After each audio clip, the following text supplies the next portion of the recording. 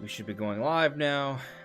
Welcome everyone. This is On Just Restart, and this time we're going to be talking about a few different things. Maybe not like a giant bucket load, but there's a few cool little things we're going to be discussing this week. So firstly, we're going to be going over some rumors for Pokemon remakes in 2021. There's some rumors there about the plans for Pokemon in 2021, the 25th anniversary plans.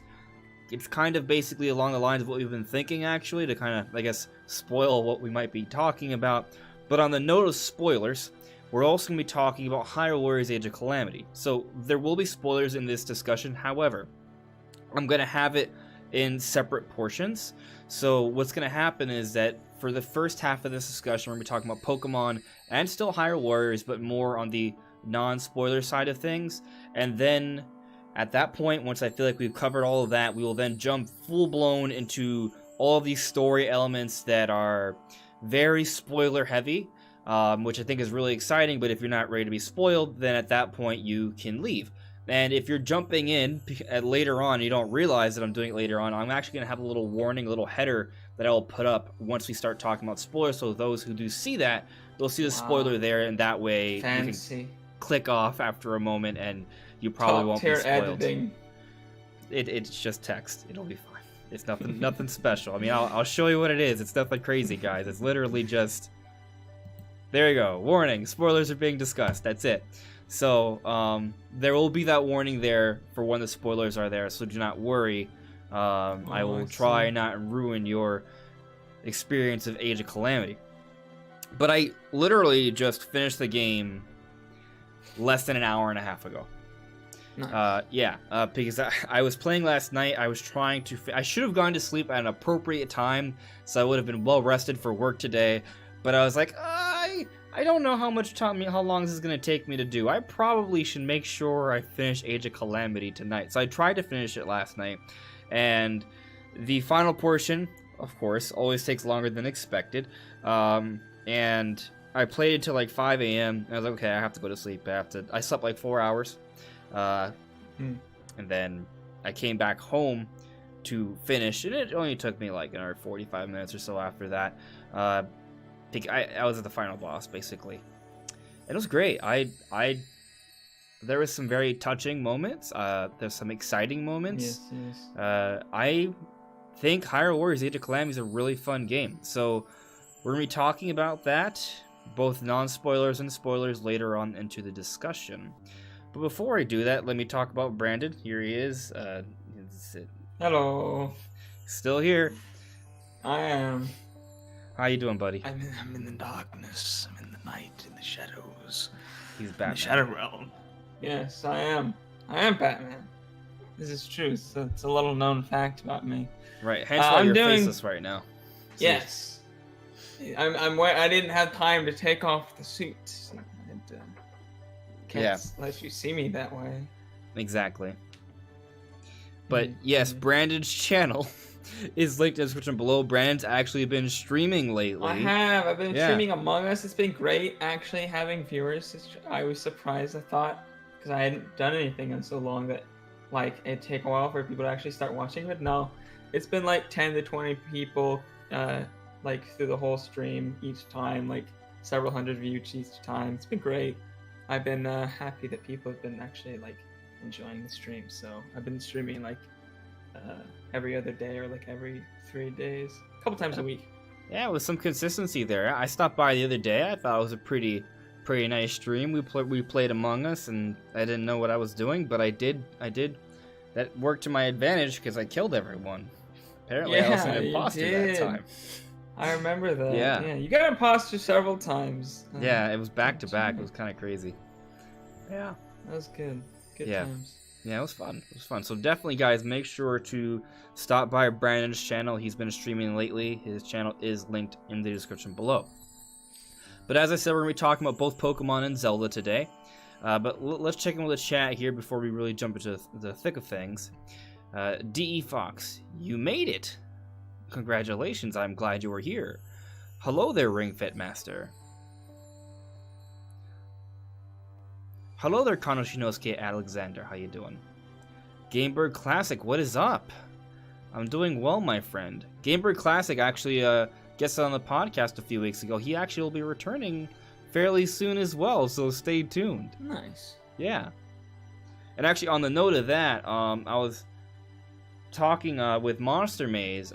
We've been talking about maybe doing another cast sometime in the future as well, perhaps a Zelda-related one. So stay tuned for that. There could be even more Zelda discussions. We've been talking about Zelda every week for months, just for the record. Like, I was looking at the thumbnails for all of our podcasts, and they're all like Age of Calamity. Yeah. Spoiler alert. There will probably be another Zelda-related thumbnail next week, and probably the one after that as well, if our predictions are correct. Actually, yeah. It's going to be very heavy Zelda-related for a long time, guys. So just be prepared for a lot of Zelda. I hope you guys don't mind, because, yeah, Zelda's the best, so be prepared. Hell yeah, it's the best. Yeah. There will be other things, but it kind of comes and goes with the news, right? Right now, Age of Calamity is what we got to talk about, and I mean, I'm enjoying it a lot. So won't be like that for too long because spring's got a bunch of games, tons and tons of games already. Right. I mean, we know about Bravely Default 2 in February, 3D World Deluxe post Bowser's Fury in February, Monster Hunter Rise in March.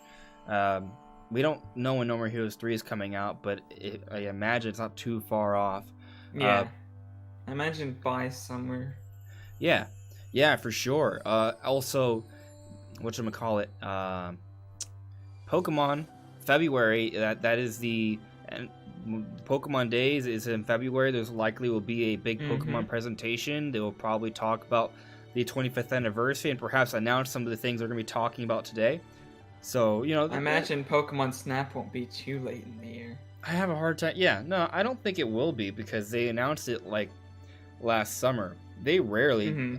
It's very rare for us to wait over a year between a Pokemon game announcement to release. Yeah.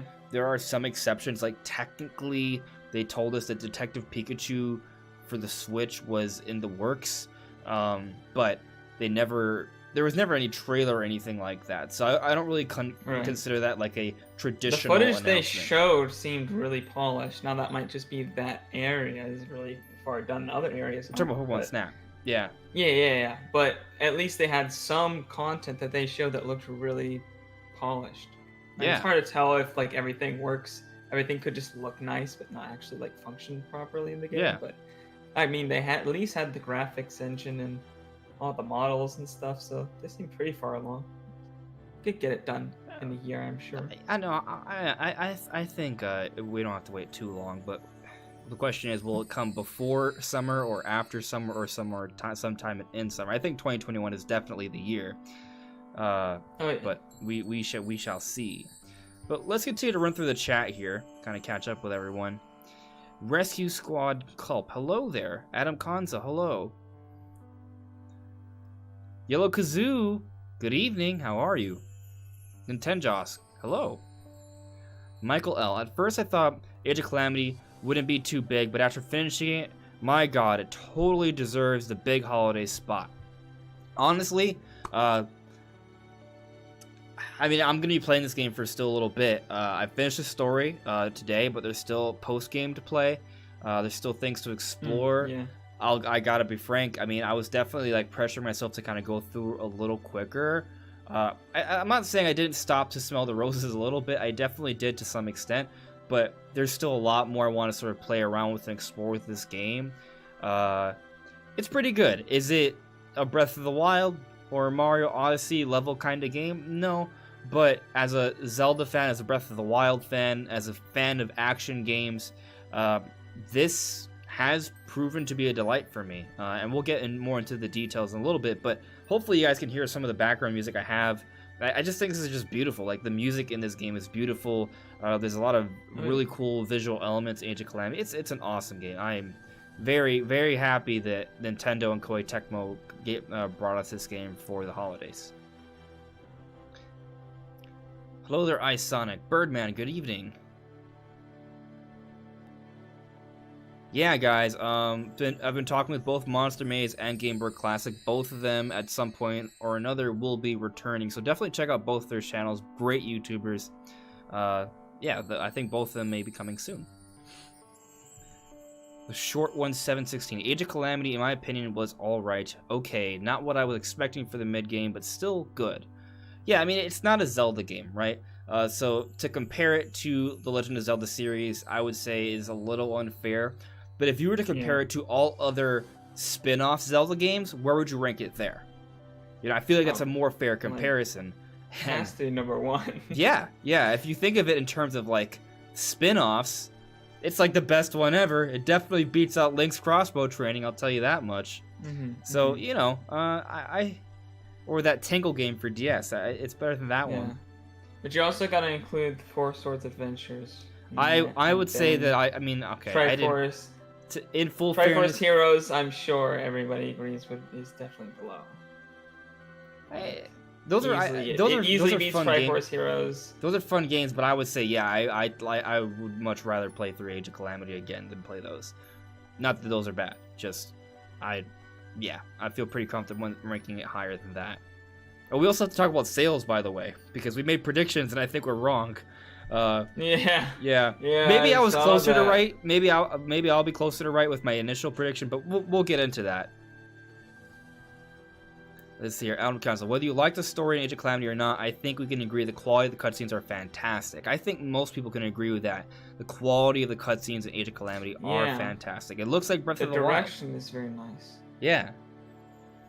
G. Kim, been playing for 130 plus hours, including demo, but wish I had more chapters and side missions. Whoa, you've already put in over 130. Okay, that's a lot. I've put in not quite 40 yet. Somewhere in the 30 to 40 range. Nice.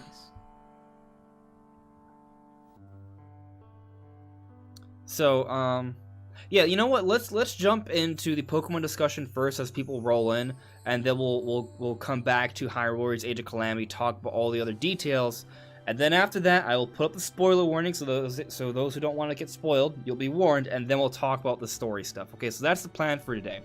So, the rumor, I already kind of sort of touched on already, but the rumor is, and it's coming from I would say, fairly credible source, that there will be remakes for the next mainline Pokemon games in 2021. The games being developed by Game Freak, the next games are remakes.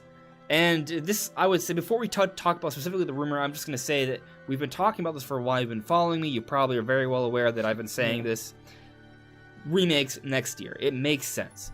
If you look at how Pokemon companies have been handling their mainline games, pretty much every year, they have a game. Occasionally, they skip a year. Only 1 year. They never skip 2 years. And lately, it's been almost every single year. So this year is kind of like the skip year, but only pseudo because it's DLC. I would say that there's not even a snowball's chance in hell that Pokemon Company will not have a mainline Pokemon game not come out this year. There's no way they'll have just DLC for 2 years.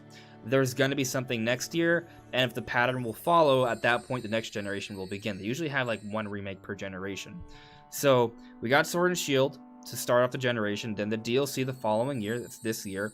Next year, I think, will be the remakes. This DLC situation has sort of given Game Freak a little bit more space and time and resources to kind of hopefully flesh out what they have in the work that's coming later down the road, like these remakes. And then after that, we can start thinking about maybe the next generation. Maybe they'll take a year's break, we'll see, but definitely 2021, for Pokemon's 25th anniversary, there will be something. There will absolutely be something. Pokemon Company celebrates their anniversaries like every single year, and especially the 25th anniversary, which I would say is, of all the anniversary celebrations to be had, it's like one of the most important ones. So definitely something's happening. And actually, before I even talk about the rumor, I know I keep like putting off the rumor part of it, but this is relevant. We already have confirmation that they are definitely going to be marketing the 25th anniversary, because for Thanksgiving, during the Macy's parade, guess what? We got to see the Pokemon 25th anniversary logo. They teased it already. So let me put it up for you guys so you can see what I'm referring to here. Give me a second. Actually, I'm on Kelios' Twitter page, who is the leaker, or the person who's providing this information about what's happening for Pokemon next year. But let me just show you this image. It's from the Macy's parade. Alright, give me a second, guys. I'm going to put it up on the stream for you. Alright, info, pop. There we go. So, that is just a screenshot, or not a screenshot, it's a photo of a live event where you had a whole bunch of giant stuffed Pikachus dancing, and there they showed the 25th anniversary logo. Like, it's nothing like groundbreaking. It shows the starters in the background. It has the Pikachu logo, and the red cheeks have a 2 and a 5. They had a very similar logo for the 20th anniversary, but the point is, logo. Nice and clean. Yeah, it's very clean, like and it's very aesthetic. It's also very clear what it is. It's 25th anniversary celebrations. So there you go. 25th anniversary celebrations are definitely happening for Pokemon. They're gonna have plans. So if you're thinking that they're gonna skip this year after skip 2021 after not having a mainline game for 2020, you're wrong. So like, it's not confirmed yet, but I can say with a great degree of certainty that there is some sort of Pokemon game coming up next year. If I'm wrong, I'm sorry. So you should definitely take it with a grain of salt. But I feel like it's a pretty safe bet to say that there is something from Game Freak coming out next year. Yeah, seems likely. But you know, let's talk about the rumor now. So the rumor is coming from Kelios. Okay, Kelios is someone who has told us about the partner showcases. So remember when he got flack for this because he said Nintendo Direct. It did have the Nintendo Direct branding, but it wasn't quite what we thought it would be. But either way, multiple times he told us that there would be a direct presentation on a specific date with a specific time. Multiple times. So oftentimes we get rumors and they get the day right? This person's getting the time right. This person definitely has proven to... It's another level. Yeah, it's a whole other level here, and it's happened multiple times, and it's not just the directs, it's other little things, especially related to Pokemon. This person's very Pokemon-focused. So, the point is, this person has proven to be fairly reliable with their information. Whenever they said something, it has come true. Is it what exactly we wanted? Not necessarily. Like I said, when he was talking about the directs, it wasn't the big Nintendo Direct we wanted, but it was technically a presentation with a direct branding, and it happened on the exact day and time he said it would. So, yeah, I take this person seriously. So this is what they're saying. It's in French, so just bear with me here. I gotta pull it up. Let's see. There's multiple things said. I have to translate it, but thankfully Google can kind of do that for me. I'm going back to his Twitter page here. All right, so I'll translate tweet. You're going to have your remake next November. Stop complaining. And you're going to say, OMG, Pokemon, this is the best license. But let me read the next few things he said. I love Sun and Moon. Didn't like Ultra Sun, Ultra Moon. Obviously, not a lot of changes. Love Let's Go and like Sword and Shield, even if it could be better. There's still another part here that's interesting. And I find that the Pokemon license has improved in the general sense. There is something for everyone. Next year too, with New Snap, Pokemon Unite, MRPG, Detective Pikachu 2. So from that, there's several things to kind of take away, I would say. The basic thing being that Pokemon remakes are supposedly coming next year, but also new Pokemon Snap, which we know about. It doesn't have a release year, but 2021 seems likely, as we discussed earlier. But then there's also Pokemon Unite as well, and Detective Pikachu. So that's a lot of Pokemon, but it would make sense for the 25th anniversary. Yeah. So, is there anything about this, Brandon, that you're a little skeptical of? Skeptical? Yeah. No, to be honest, I have no reason to not believe this. It all sounds reasonable to me. I mean, most of the stuff he's saying we already know about, and we've known about for long enough to where next year makes perfect sense. Like, if it's not next year, for most of those things, it's gonna be like strange almost. Like, new Pokemon Snap doesn't come out next year, Pokemon Unite doesn't come out next year. That's gonna be weird, like, you know. So I feel like a lot of this stuff just makes sense, or it's a lot of it's what we know, and then with the remakes, that's also something that's you could predict. And of course, this guy has some a good track record. So there's not really any reason to be skeptical, I think. because most of what he's saying makes sense, and he has a good track record. So yeah, for sure. I think the interesting thing here is that Kelios, and this is where there's room for interpretation, right? But Kelios is saying that people will say something along, I'm paraphrasing because I don't remember exactly what he said because I'm not looking at the screen anymore. But he said something along the lines of that people will think this is the best license again. When you take it, this is all in relation to Sword and Shield being the big controversy that it was. A lot of fans were not happy with Sword and Shield. I'm not getting into the specifics of that, but the point is, not everyone was excited about it. The game is still going to be one of the best-selling Pokemon games of all time. It's done really well. I think it has definitely some quality things, definitely things that can be improved upon at the same time. But the point is, there's been a lot of controversy there. Some fans are not happy with how Pokemon Company and Game Freak are handling things. So I think Kelios demonstrated that he's aware of that controversy as well within his tweets there. And when he's saying this, I do kind of get the vibe that he's suggesting that from what he knows of these remakes, that they are going to be pretty good things. They're going to be things that are going to get impressive, or at least something that fans will be happy with.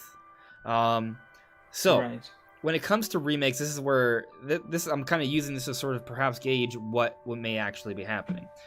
Right. When it comes to remakes, there's really two arguments to be had here. It's either another Pokemon Let's Go style game, or a remake of Generation 4. Because we got Generation 3 on the 3DS with Oris.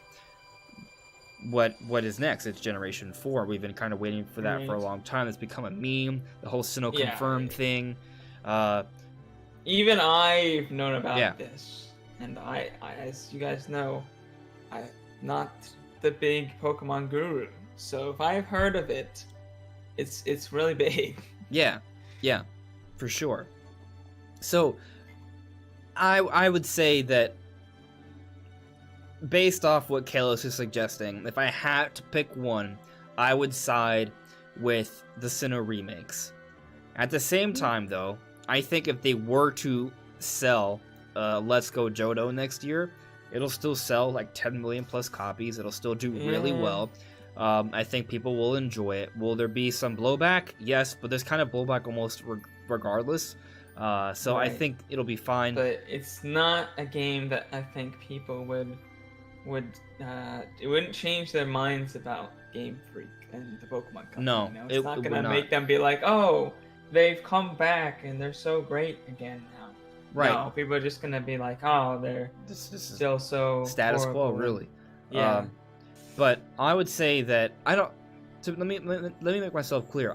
Not saying I think Game Freak and Pokemon Company are trying to kind of win back the fans here. I don't think necessarily doing that. If you look at their sales numbers, they don't even necessarily need to. But what Kelios is saying from what he's seen, this person speaks French. This is a translation. I'm really kind of interpreting a lot here. I could be wrong about this, but I'm just saying my interpretation is that the suggestion is based off what he's seen. Fans will be happy with the decision, right? And I would say that that's not something you would say for Let's Go Johto. It's something you would say for a Sinnoh Remake because it's been a long time requested game by fans. So it's the one everybody's screaming for every single time. Pokemon does anything with their announcements. All the comments are just like, is it Gen 4 Remix? Is it still no? Not yet. No, not yet. But and the thing is that while I think there's a good chance it could be Sinnoh Remakes, I think it makes sense, and I think it has more sales potential than Let's Go Johto, actually. I don't think Game Freak and Pokemon Company will decide to do it purely to appease fans who are not happy with Sword and Shield. I don't think that's why they decided to do it. I think they decided to do it because they were eventually going to do Gen 4 remakes anyway. Yeah, I don't think... just out of a sense of, I don't know, pride, I feel like they wouldn't do something just because of that. Yeah, I don't think they won't give in. They won't admit that their product is bad because there's a huge subset of people who don't think it's bad, who think it's actually good. Well, I actually like what they've been doing with the DLC for Sword and Shield. So, like, yes, you only get certain Pokemon in the base game, but with each DLC pack, they've expanded that Pokedex, and I'm assuming by the end of the generation, all the Pokemon will be available. So if they're already done with DLC, how are they going to finish out that Pokedex? There's still like a few hundred Pokemon left. Perhaps the best way to do it would be to reintroduce those Pokemon in another Pokemon game. And I think it would make more sense to do it with a game that's of the mainline style. They do it in a Let's Go style that kind of messes things up a little bit, because the Let's Go games don't even offer really like the traditional sort of competitive battling options and things of that nature. Now, granted, they could provide those Pokemon through Let's Go and you could trade it over to Sword and Shield. That's still an option. But I really kind of do feel like Sinnoh has a little bit more sales potential.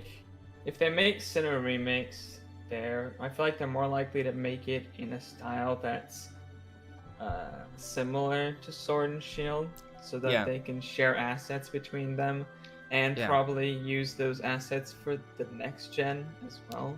Yeah. So and they're going to be improving upon it game by game. Remakes, rather than making another Let's Go remake where those assets don't transfer over to the next. Yeah, title. But they could also just reuse Let's Go for their next Let's Go game. So they're going to recycle. Yeah. They're going to be efficient with the process either way. So it's hard to say for sure, but I mean, I'm just going to say I really feel like Sinnoh Remakes make a little bit more sense at this point. I was talking with a few friends the other night, and it would be kind of weird to bring back Let's Go Johto, and then the post-game is go back to Kanto, which we just got 2 years ago. Yeah. Because the Johto is linked to Kanto, and if you ever play Silver and Gold, in the second half of the game, or the final piece of the game, I should say, you get to explore Kanto again. You get to go back. We've gone back to Kanto so many times, it would just be kind of weird to force us to do that so soon.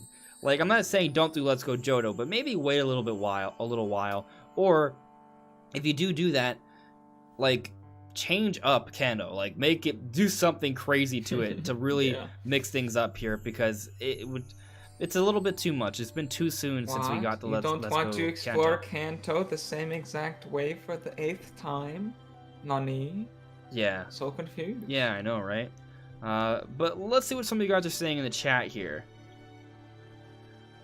And then we'll start talking about Age of Calamity.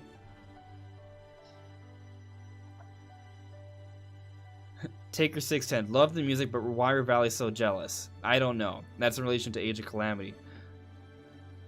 Let's see here. I missed it. But I saw someone ask the question. I forget who. I'm sorry, but someone was asking when do they think we could see Sword and Shield get a remake? I thought it was kind of a fun question. I'm sorry, I don't know who said it, but I thought. Oh yeah, Rig Fit Master. When can we expect a Pokemon Sword and Shield remake? It's a fun question. Well, like 10, 15 years from now. So. When did Red and Blue came out?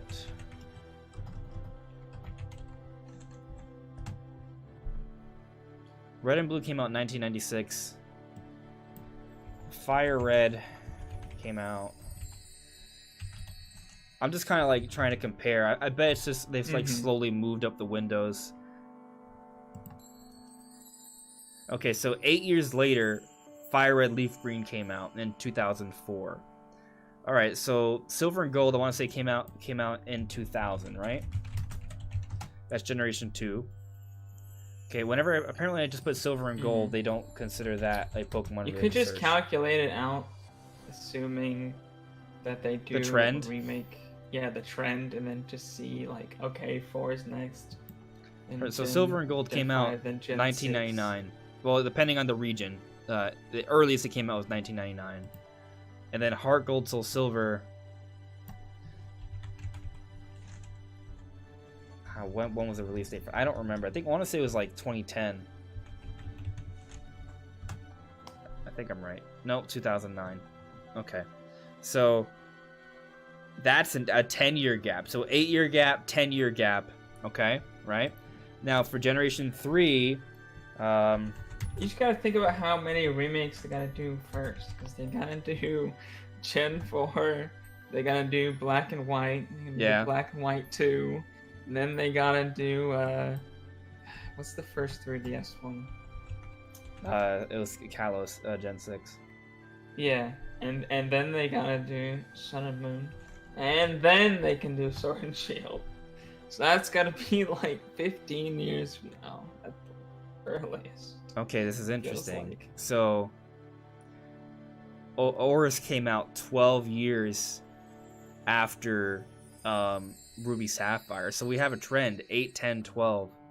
So 14 years after the release of Pearl and Diamond, which I do not remember when they came out.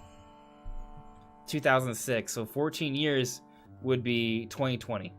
This is 2020. So we're past that range, but 2001 is fairly close, you know? Fairly close to that. So yeah, the pattern kind of suggests that the timing wise we're kind of there, right? We're pretty close to that. So, you know, it makes sense. As for Sword and Shield, I don't even want to bother thinking about that. So, Generation 4 was a 14-year gap, give or take a year. Generation 5, I guess, would be a 16-year gap. Generation 6 would be an 18-year gap. Generation 7 would be a 20-year gap. Generation 8 would be a 22-year gap. So, it could be very old. Oh my God, no, I don't know about that, man. Ugh. Our kids, so we're talking about the 2040s. Will be playing it. In the 2040s, we'll see Sword and Shield remake. Nintendo Switch 11. It's gonna be in 20K. It's gonna be great. Yeah, glorious. That'd be funny. We're gonna be living inside the world. I don't know what's gonna happen that far into the future. So, DE Fox Abbey. I think that with the remakes, they'll bring back Mega Evolution and Dynamaxing just be a Gen 8 exclusive thing. That could happen. Dynamax is not dead. We see it in the other peripheral Pokemon things that are going on right now. I do not think Dynamax is dead. It's a part of the Pokemon Home Pokedex with the forms and such. So Dynamax is still going to be an element to the series. If they bring it back for the Gen 4 remakes, that wouldn't be a shock to me necessarily. Ice Sonic. Hope it's not Let's Go Again, although I didn't play it. I think people wouldn't like that and want the Gen 4 remake. I mean, I agree. More people will be happy about Generation 4 remakes, and that has been the long-awaited thing. Ronnie Fazio added me. Hey, what is your favorite original 4th Gen and 4th Gen evolution of an older Pokemon? Mine are Chimchar and Electivire. Oh, that's tough. I mean, my favorite and most used Pokemon from Generation 4 is Infernape. Electivire is actually also high up there for me. Actually, you know what? There is a Pokemon I used more than Infernape. Togekiss. So I was really big on Togekiss as well. So, Infernape, Electivire, Togekiss are greatly cherished by me, but also Mamoswine. Love that. I love how Mamoswine really kind of completed the Swinub Piloswine line. Mamoswine is definitely up there for me. Lugia is probably my favorite legendary. That and Latios. So that's just a bunch of things you don't even know. You don't even know. I'm just sitting here, just I totally understand. Yeah. Keep going. Generation 4 just had a lot of I cool know. Pokemon. Lucario, Torterra, Empoleon, Ambipom. This is great. It's a great. I'm looking forward to the Sinnoh remakes next year, guys. For sure. Yeah, you will with the Sinnoh remakes.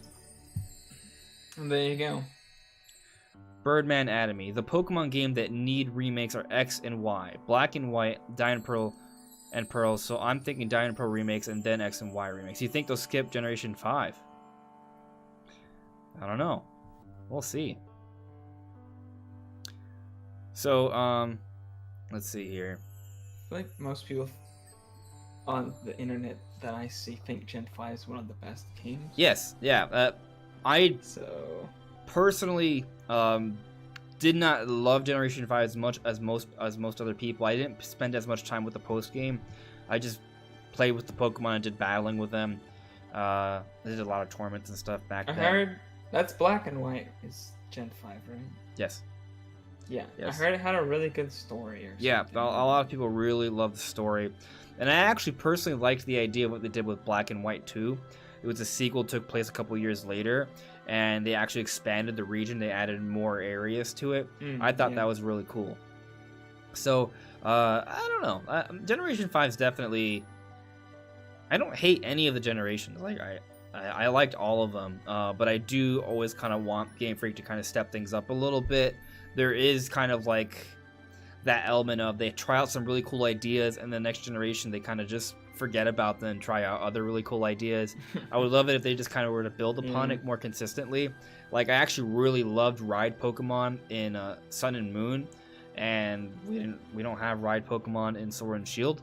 So, you know, that was a little disappointing to me. I would love it for them to revisit that and maybe sort of enhance it, because you could actually use your Pokemon to like do some platforming and exploring in that way. It makes a lot of sense. So I hope they kind of go back to that. But let's see here. Flippin' Magmortar and Luxray are cool Pokemon. They actually are, yeah.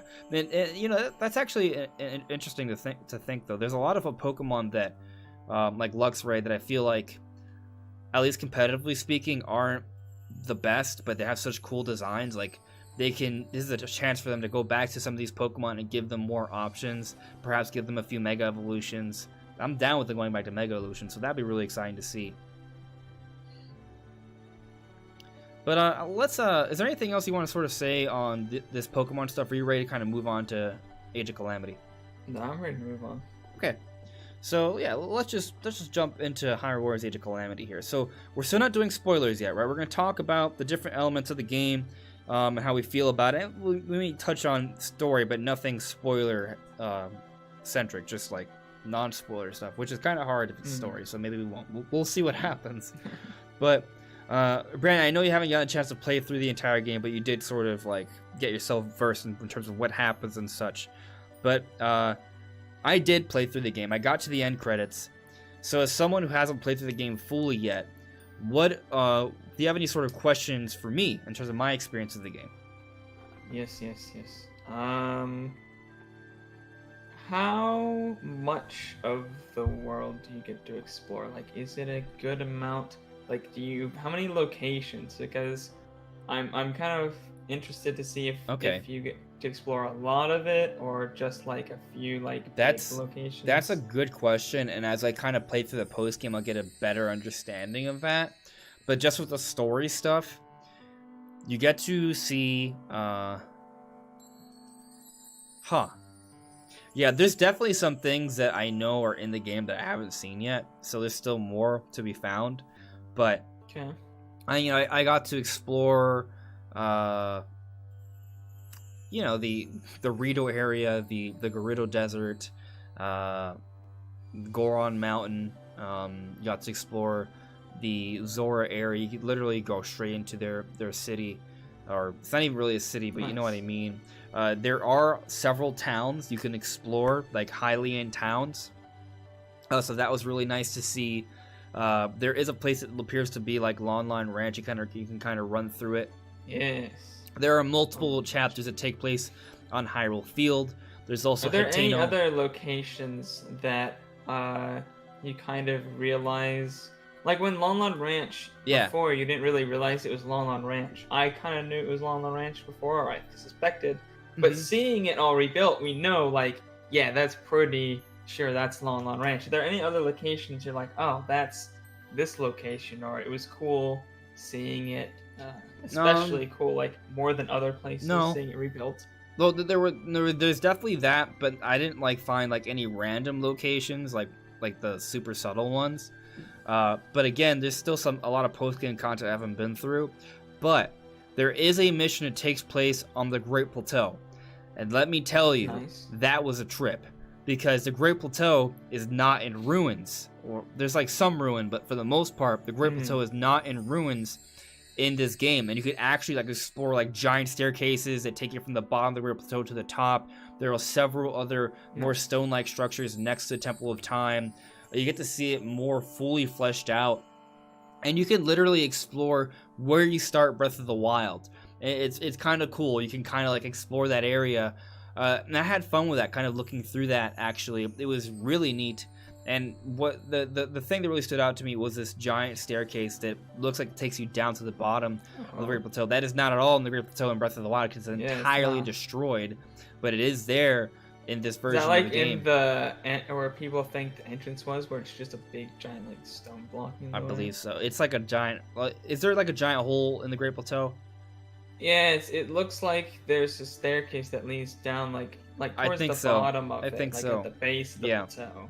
Yeah. And it's like a huge archway sort of looking thing, and then it's just like all like broken in, and there's like caved in rocks and stuff blocking the way now.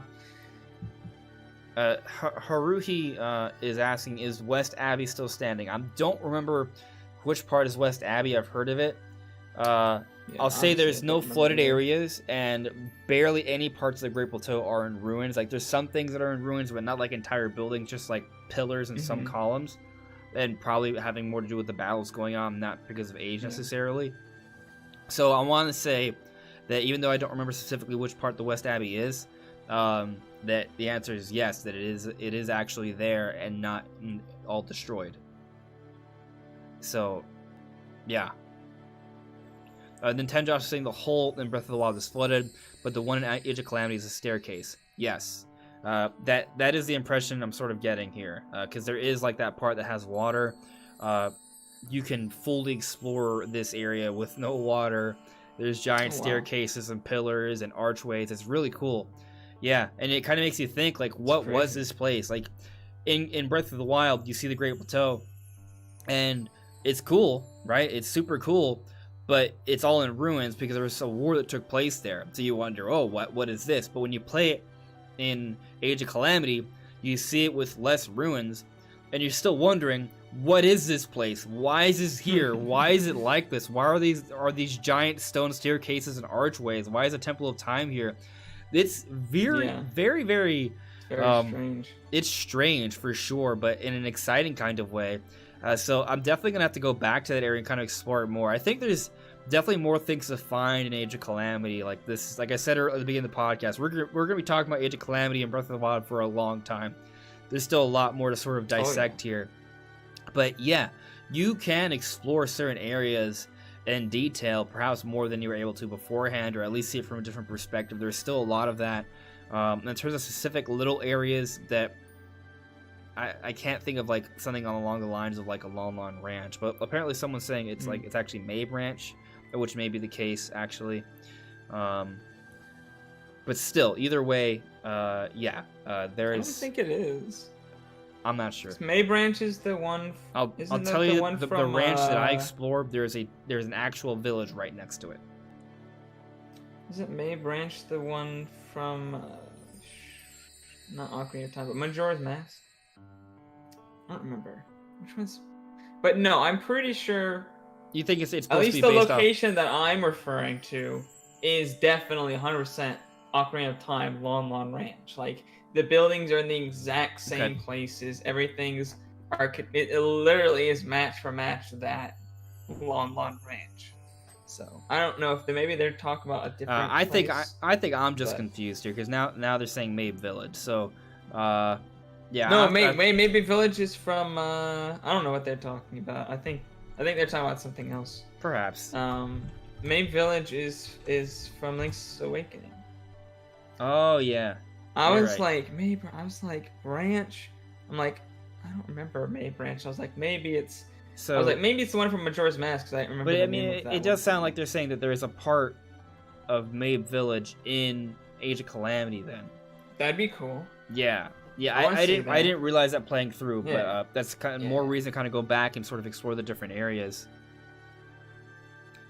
Yeah, there's definitely a lot to see.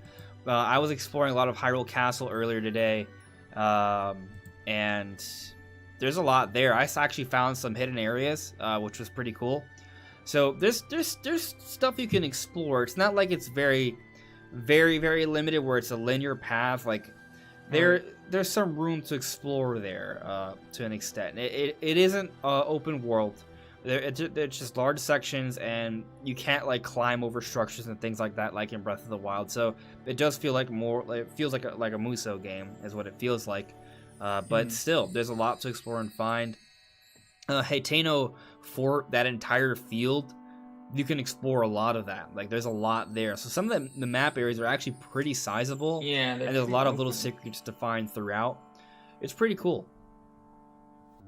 Yeah, I remember even the demo, the Hyrule just Hyrule Plains, it's like that first level. Mm-hmm. It's really open. It's like there's a really big area up north that you can just run around.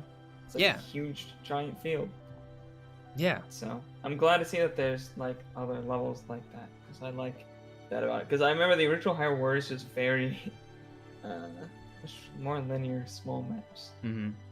They were more like dungeons, unless you can only move in certain paths. Yeah, there's definitely things to find. I think you'll really appreciate all the different little areas you can sort of explore. It's cool. For anyone who's a Breath of the Wild or Zelda fan, just kind of exploring the areas is fun. Taker610 provided a super chat. Thank you very much to Taker610. Taker610 says, Great Plateau, one of my favorite levels in Age of Calamity. Yeah, that, like I was saying earlier, it's just, you can see the Great Plateau in full, see all the ruins that aren't ruined. You get to see the giant staircase that was flooded, apparently. It just kind of makes you think, like, what is this place for? And I am aware that with the Breath of the Wild Champions Battle DLC, it's a divine beast, or there's a dungeon in there. But why is there this giant structure that doesn't really match the rest of the environment? Because it's like elevated above everything else. It looks unnatural, but in a really cool way. I remember having early theories that it was related to Skyward Sword, because in Skyward Sword, there are pieces of land that come down to the ground, and that's where Hyrule is built up. But also, this Temple of Time looks like the Temple of Time from Ocarina of Time. Supposedly, there's like a castle town there, which is something I have to go back and explore, because it wasn't clear that it was Castle Town in Age of Calamity. So that's something we may have to kind of look into again, because the theory was that it matched up with Castle Town. In Age of Calamity, it was not a castle town, but it could just be that was. But at that point, wouldn't it be gone already? Because even then, that wasn't being used. Right, so it could be the case that it is still meant to be Castle Town, but because Age of Calamity is still far into the future, far after Ocarina of Time, it's been built over, but there's still some elements that may link it. More reason to kind of further explore this and sort of analyze it and see. I still have a lot of questions and things I want to explore and find out here, but I guess the point is that Age of Calamity kind of offers us that opportunity, which is very exciting. So on that end, I would say Age of Calamity is very good. If you're a Zelda fan, there's a lot to sort of look through and explore, and that makes it really interesting.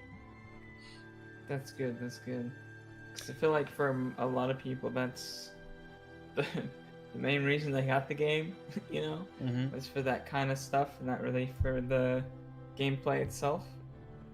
Although, just overall, how did you enjoy just the pure gameplay aspects? A lot more than I thought I would, actually. So I don't really feel like it's fair to say that this is like a repetitive hack and slash. I don't think that's fair. Am I gonna say that this is like a super, super deep and heavily complicated, sophisticated battle system? Also, no. Do I think that at some points it felt perhaps a little repetitive? Yes, but only a little bit. I think in general, with pretty much any action game, if you have certain combos you like using, if you repeat using only those combos, you're gonna repeat only using those combos. But each character feels very, very different. I was shocked at how different some of the characters feel, and I'm not going to talk about some of those characters yet. Maybe we'll mention it later to the podcast. But at least the champions, like we can just talk about the champions, they all feel really different. And I'll say this: that's only like half the roster, and I think there's I probably even haven't unlocked the entire roster yet. I think there's some secret characters I can still unlock. But each character feels very different. There's not any two characters that feel the same. And some of the characters, not all of them, but just a couple of them, have multiple weapons, like Link, for example. And these different weapons have entirely different movesets as well. Now, the thing is, with each character, you have not just you have your Y attacks and your X attacks, so you're like your weak and strong attacks, basically, and you can kind of combo off of them. But also, each character has a unique mechanic that can also be used to link combos. So all those three different buttons, so there's the ZR for the unique action, which is related to whatever mechanic that particular character has, then Y and X for their weak and strong attacks. Those 3 different things can lead to a number of mix-ups. But on top of that, you still have your special attack button, which you press A for. But then you also do dodges and such, and you can also guard. So all those different things can all be kind of intertwined together. And then obviously moving around, and depending on when you dodge, you do the flurry rush, just like in Breath of the Wild.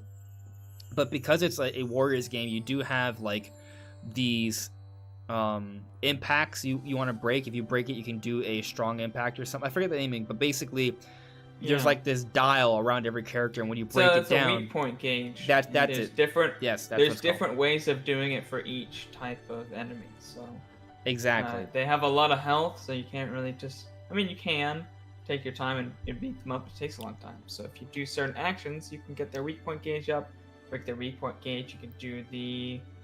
I forget what that is called, actually. The strong strike or whatever. Something like that. I don't remember the name even though I just played through the game. But let's like weak point smash, actually. I think it's called weak point smash. Yeah. But that is it. Yeah, the weak point gauge is something that's different versus Breath of the Wild. But you want to break that so you can get in a really strong attack in there. And what's interesting is that what I ended up doing a lot is that I would use my runes to take advantage of that. So, for example, stasis, if you play Breath of the Wild, you know how stasis works. You can suspend a particular enemy in time for a little bit, so you can, like, rack up attacks on it, right? So I would use stasis whenever the weak point gauge was revealed, because it's not always revealed, to give myself more time to sort of break down the weak point gauge so I can get a weak point smash later.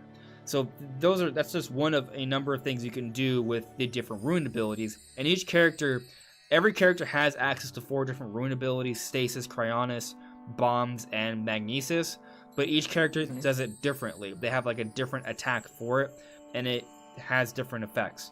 So that kind of changes up each character a little bit more as well. I liked that they got interesting and unique with the rune abilities, because they didn't just go with what you could do with it in Breath of the Wild. They went so much far beyond that. And I hope that the sequel actually, with we're not even sure if runes will be in this sequel, but with whatever kinds of abilities you have in that, I hope they go and go further beyond and be more creative and allow you to do even more things. Right, yeah, I'm really looking forward to the Zelda team definitely expanding on that. But yeah, so with Age of Calamity, you have all those attacks I mentioned, you have the rune abilities, and they're all unique with each different character. What every character does share, though, are the L button items, which is basically the 3 elemental staffs of fire, ice, and lightning. And then you have apples to heal yourself. That everyone sort of shares, so that's the same for every character. But that also something you can use to mix things up as well, because different enemies can be impacted by those different staffs differently. Some people, I don't know, but like some enemies, for example, if there's an ice enemy, an ice like captain, if you use a fire rod, it actually will shatter the entire weak point gauge, so you can break it down far more quickly. That's kind of like one of the ways you can sort of use a staff to your advantage. But basically, all of these different things create a fair amount of variety to the combat, and each character feels very different as well. So there's a lot you can do with that. And I played on hard mode for the most part throughout the game, and it was very challenging. I had it set to in the demo. I had it set to hard, and I did die like twice. You're gonna die more if you keep it on hard mode. There are some parts that I was just like, I thought about quitting a couple times, because there are other things you can do. You can cook recipes, you can level up your weapons, and if you do different like side quests, that can give you more attack options. You can gain more combos. You can expand your hearts, for example. Yeah, more health, and you can get more weapons as well. So there's different things that you can do that are RPG-esque, or RPG elements, I should say, that can kind of help you out during these missions, especially the story missions on hard or very hard. They can get pretty challenging. But I guess the point I'm trying to make here is that in terms of it being an action game, I think it was actually pretty solid. Like, there is a fair amount of challenge there, some very satisfying combinations you can put together. The characters felt very unique. They're quite varied. So I really enjoyed that. As an action game, I think it's actually pretty darn good. But it's not perfect. I was saying that at some points I felt almost frustrated with the game. So like there are some parts that I felt just like it was bad, but I felt like it was unfairly bad. Like there's a few parts where you, depending on how you manage yourself, you can kind of put yourself in this hole. So I would say that's on me, but there's one particular mission where you kind of have to defend a particular area, and there's different like guardians and Lionels and moblins sort of approaching the fort, and if you're not like keeping this place in check, you can end up coming back to this fort and they're destroying it, and you'll see like 2 Lionels, 3 guardians, 2 moblins, and you're like, oh, I'm screwed. Because the thing is, they will all target you at the same time, and that's where things can get kind of tricky. So when you guard, you can guard any attack, but you can only guard one attack. If 2 different enemies attack you around the same time, you're done. Like you can't really guard that. You have to somehow avoid both attacks. But that's where things get kind of messy though, because in this particular mission, while I thought it was really cool, there were times where I would take out a guardian and a moblin fighting me at the same time, which is really hard, I would say, because you're only allowed to guard one enemy at a time. So you kind of have to manage that. Not to mention the horde. I'm not even talking about like all the little enemies surrounding you that can also hit you. I'm just talking about the captains or the little mini bosses. But very frequently, another guardian would see me from behind, and it wouldn't even use its laser. It would use like some other attack. I wouldn't be aware of it because like, I can't see it within the camera. And as I kill these 2 different enemies, I have like a quarter of a heart, and it just spins in and kills me from behind, and I had no way to know that was going to happen. That sucks. Like, I guess you could argue, oh, well, you should have been aware of your surroundings and you should have tried to fight away. But I feel like the point is that there were some parts that felt frustrating. It felt a little unfair. But maybe, you know, that's what I get for playing through hard. Okay. But another thing that sort of bothered me, actually, was that sometimes when I would fight captains or what have you, or Lionels, and I'd be dodging around, I'd find myself against a wall, and the enemy would push itself up against me. So when I do an attack, I can't see what's going on. Like the camera doesn't like zoom out. It doesn't really adjust well for that. So there are some camera issues actually that I would say would be a fair criticism for this game. But despite those camera issues, despite occasionally in the harder difficulties, multiple bosses coming at you at once and it feeling a little unfair, I felt like the gameplay held up pretty well. It's not perfect. Like I said, it's not like Breath of the Wild in terms of exploration, so you can't like run over things, which I kind of wanted to do and I couldn't. But I still enjoy the game as a dedicated action game. It was still very fun. I still felt like it was polished enough. Could it have been better? Yes, but polished enough. The music was amazing. The world was amazing. I really enjoyed this game. I think if I were to give it a score, it's definitely like an 8 out of 10 for me, maybe an 8.5. And I mean, numbers are subjective really, but I just, it's a very good game. And if you're a Zelda fan, it's an even better game, which is why for me, it was a very, very fun experience. Definitely more enjoyable than other 8 out of 10 games, in my opinion, if that makes sense. Sure. Okay, well, you know what? Maybe it doesn't make sense. Let me explain. Okay, so I do kind of understand. But let me make it clear because people are watching. Maybe not everyone understands, right? So when I say the game is like an 8 out of 10 kind of game, I'm kind of looking at it objectively for what it is and saying, hey, there's a lot of really cool things about this. It's really fun, but it also has its issues, and those issues kind of bring it down to that score for me, right? But I'm also a big, big Zelda fan. So while I think if you look at the game objectively, it's like an 8 out of 10 kind of game, in my opinion. If you're a Zelda fan, the good things about the game more greatly outweigh the cons of the game. Does that make sense? Like, one great example that I sort of bring up whenever I talk about this idea I'm trying to convey is Naruto Clash of Ninja. It's an old Naruto fighting game on the GameCube. Love the Clash of Ninja games. One of my favorite fighting games. But objectively, it's not like a really, really good game. It's an okay game. But the reason I loved it was because I was such a huge Naruto fan. So while the fighting system was fun, it wasn't like super complex or anything. There wasn't a lot of content there. But the content that was there, I more greatly appreciated it. So while it probably was more like a 7 out of 10 game for most people, for me, it was better than that. It was You know what I mean? It was more enjoyable than your traditional 10 out of 10 game because I was a Right. Naruto fan. So if you're a Zelda fan, I feel like Age of Calamity, if you're okay with action games, it's pretty good. Does it make more sense now? Yeah, it makes sense. I mean, it made sense before, but Okay. Okay. All right. I'm just trying to make myself clear. I know I can get a little messy. But let's just kind of go back to the chat here. Control, I'll kind of just jumped ahead. Hold on a second. Control Alt Dan, happy birthday. Hope you're having a great day. Happy birthday. Flippin' added me. I don't think Breath of the Wild 2 will be shown at the Game Awards because Nintendo needs even more time with the game than we think. I don't think so. Well, maybe you're right. Maybe you're not. I'll say that if we don't see it at the Game Awards, I don't think that means the game isn't coming out in 2021. But I do think if we don't see it at the Game Awards, the very earliest we see it is like holiday 2021. But, you know, we'll see what happens. Moving on here. iSonic.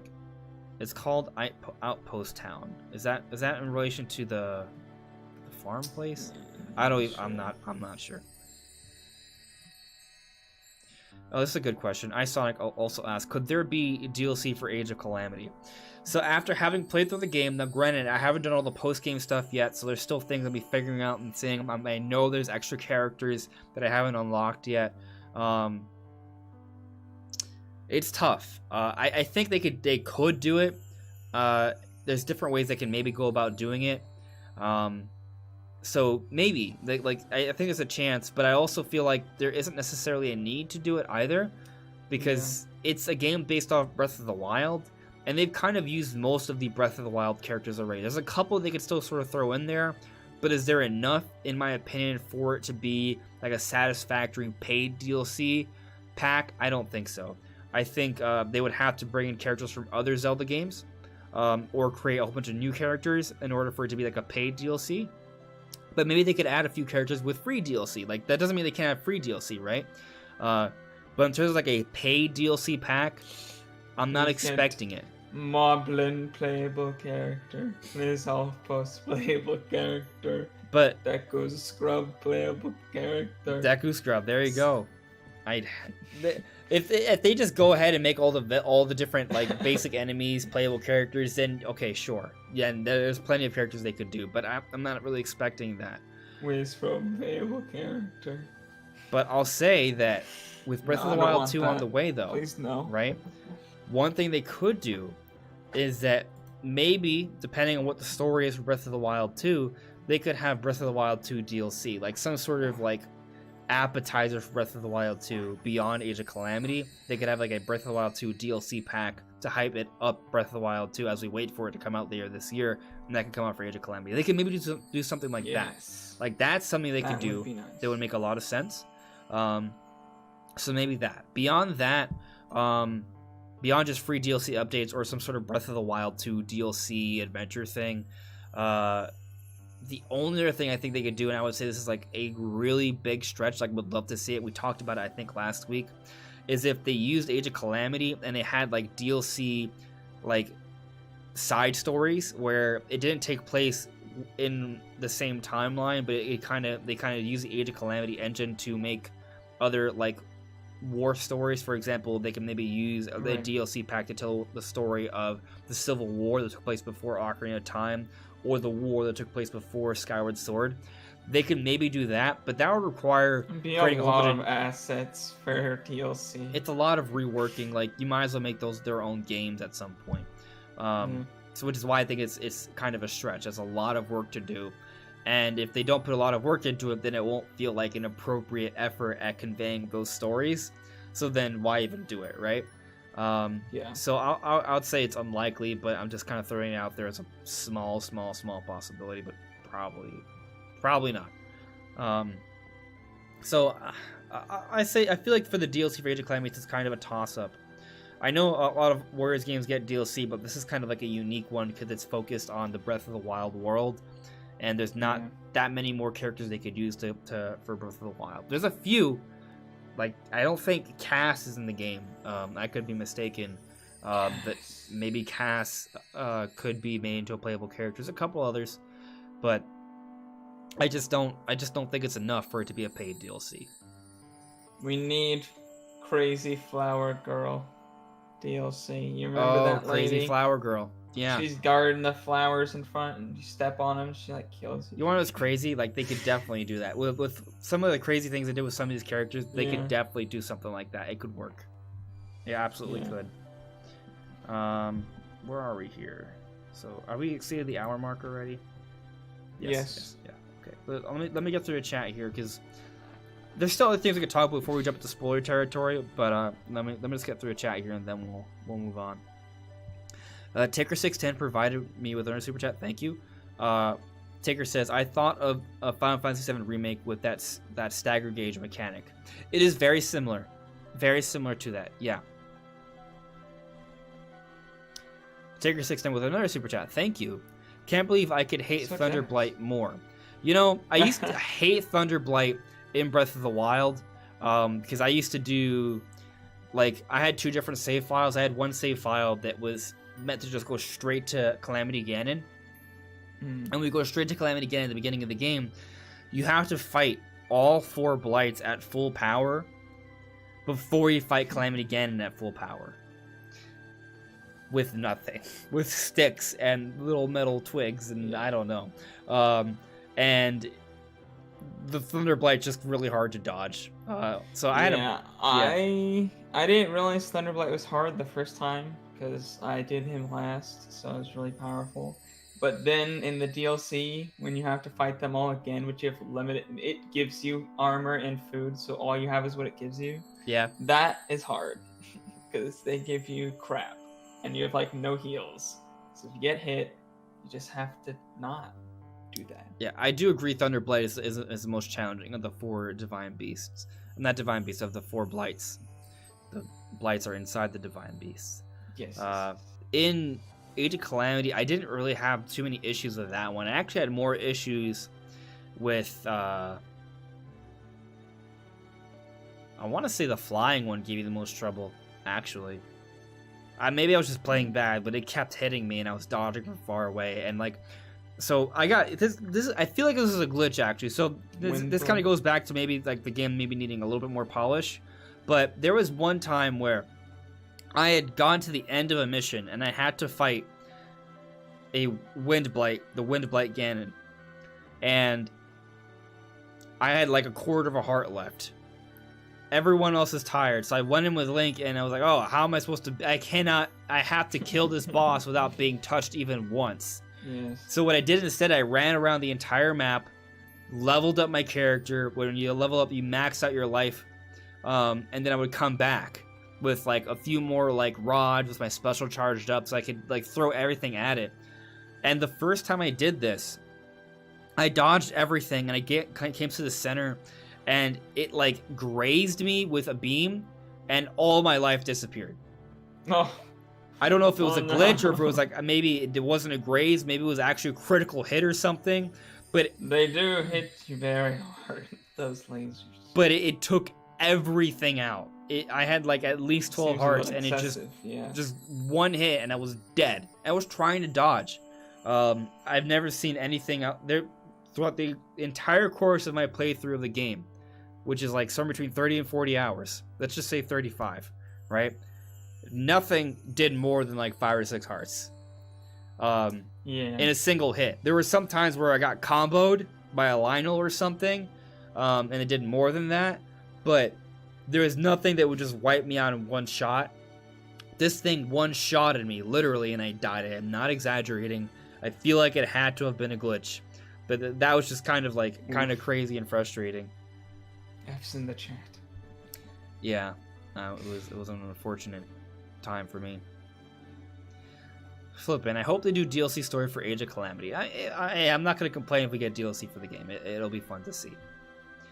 Birdman, well, technically, Age of Calamity is going to have DLC. You can buy the Lucky Ladle at a later date, according to Nintendo. So, yeah, I mean, 3 DLC updates like that are expected, but will they add, like, new characters with free DLC? We'll see. But I think we're pretty much ready to start going to spoiler territory. Actually, there's one more thing. Sales. So Age of Calamity sold like well over 3 million in less than a week. Mm-hmm. Last week, someone asked us, you guys asked us to predict how much this game would sell. And at first I said 5 to 7 million. And then you kind of like convinced me to go a little under. I said 3 or 5 million. I settled at 5 million. But my high was 7. The game's already over 3 million sold.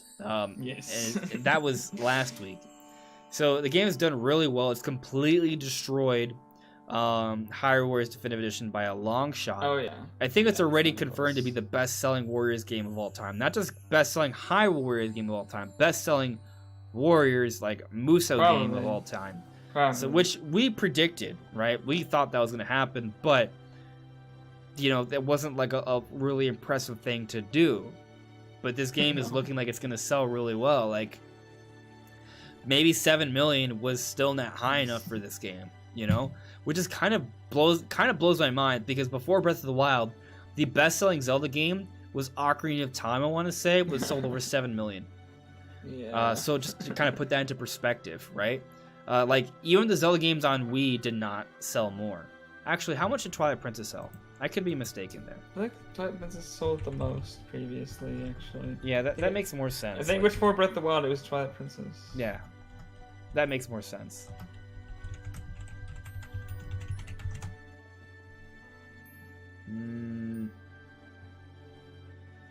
The game has sold 5.8 million 2 copies on the Wii as of March 31st, 2011, at 1.32 on the GameCube. As of September 30th, the game has sold 8.85 million copies. This is as of 2011. So it may, I mean, obviously more people have bought it, but how many new copies of Twilight Princess are really out there, right? So how many actually exist? As of September 2015, the game has sold 8.85 million copies. So the game's probably sold that much. So it's the second best-selling game behind Breath of the Wild. So okay, so it's Twilight Princess, but still, like the premise that Age of Calamity could like maybe get close to, could be like a better-selling game than even like the second best-selling Zelda game beforehand, is just crazy. And I think that kind of goes to show how much things have changed thanks to both the Nintendo Switch and Breath of the Wild. Because Breath of the Wild is now a big deal. Like Link's Awakening sold like over 4 million in like 6 months or something, ridiculous. Right? So it's ridiculous. Yeah, it's Zelda's just on a whole other level now. It's crazy. It's great. It's nice that people actually know what it is. I remember in school there was like 2 people in my class that knew what Zelda was. Everybody else was like, "What is video game? Call of Duty? Only video game I've ever heard of." Yeah, Zelda's becoming a little bit more mainstream, a little bit more. So that is impressive. But I think it's now time to start talking about spoiler stuff. So, guys, here's your warning. Yes. I will be sad to see you leave, but if you don't want to be spoiled, I'm letting you guys know. We're going to talk about spoilers now, right? And I'm going to go ahead and put our spoiler warning in case someone clicks on this. That way they are aware. Warning, spoilers are being discussed. Okay, so here we go. All right, spoilers are coming. All right, so you guys, I hope you guys are ready. All right, so, yeah, I totally think that the champions that come back from the future are absolutely sort of linking Breath of the Wild to some capacity. I'm not entirely set in stone in terms of how exactly it's all linked, but what I can tell you for sure is that looking through the cutscenes, those 4 champions are the champions that have worked with Link in the future. So let me kind of get this clear, because I think there's some confusion with Breath. Like I've heard some reviewers say that Age of Calamity is contradictory to Breath of the Wild. That is wrong. That is not at all true, and it's why I kind of held to my statement that until I play through the game and see the story for myself, I will not assume that. And after having played through the game, yeah, I think whoever thinks that doesn't quite understand how the Zelda works. So,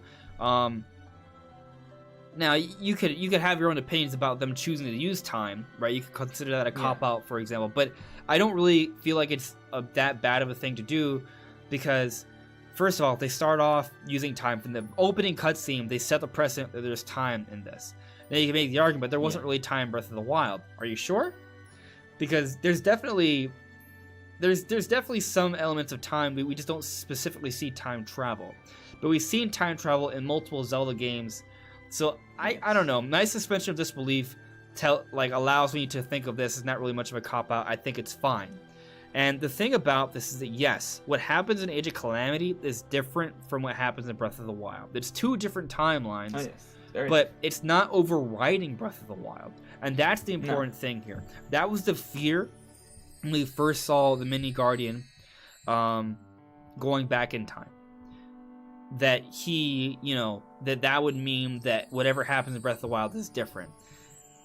It's two different timelines, and they actually acknowledge that with the champions that come in from the future, because these champions have worked with Link in the future already, and they seem more mature, more developed. Riju's been training; she's been getting stronger. She's more of a fighter now, right? Sidon has come back, and he's a fighter now. He's kind of like the champion of the Zoras now, and he's actually came back to save his sister. Right, Yunobo, while still a little bit of a coward, seems to have matured a little bit, seems to be a little bit tougher, and is trying to take up that mantle. Like there does seem to be a progression here. This is actually taking place after the events of Breath of the Wild.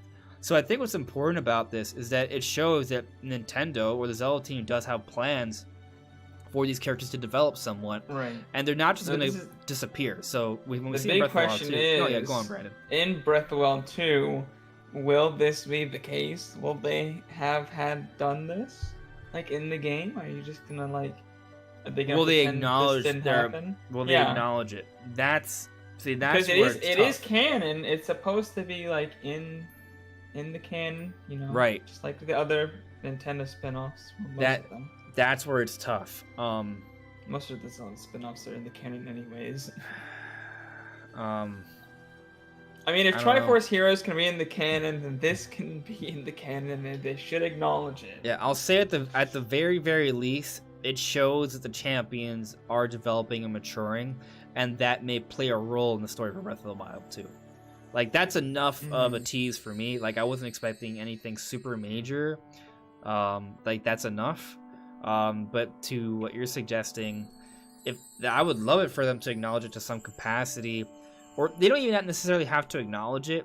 Like when you play through the ending and you see how they sort of part ways, like they talk about how they'll always cherish these memories, but I don't. I'll say that will they though? Mipha says to her brother, "I know we will see each other again." I don't know about that one. Yeah. It is sad that essentially these guys get to go save another reality, but then they just have to go back to their reality where everybody died anyways. Yeah, it's like, oh yay, we helped this other reality that we're never going to interact with again. Might as well not exist in our... Which I think kind of adds more value to playing this game after having played Breath of the Wild, because you have to play, even though this game takes place before Breath of the Wild, the story is you have to play Breath of the Wild, because... the game knows you've played Breath of the Wild, basically. And it does things differently on purpose, and it adds more value to certain situations. Like when you see Sidon come and save Mipha, it's a moment, bro. Like, I had the feels. He's like, no, I'm not gonna let you take her away again. Like that was like a pretty cool moment. Man. So, there are some things like that are pretty special. Even though it is different. And I'm just glad that they acknowledge Breath of the Wild's existence. Like, they're not ignoring it. Like, it's not like, oh, this is a different thing and everything's crazy and it would nothing. Don't worry, that future's trash. That's not happening. My only issue with the game is there's questions that weren't answered because they explored an alternate reality where there's things I wanted to know how they happened in the actual reality. Yeah. But of course they didn't happen because it's an alternate reality. Yeah. I'll give you that. It's just these questions that I'm just like, oh, well, I thought that was going to be answered, but nope.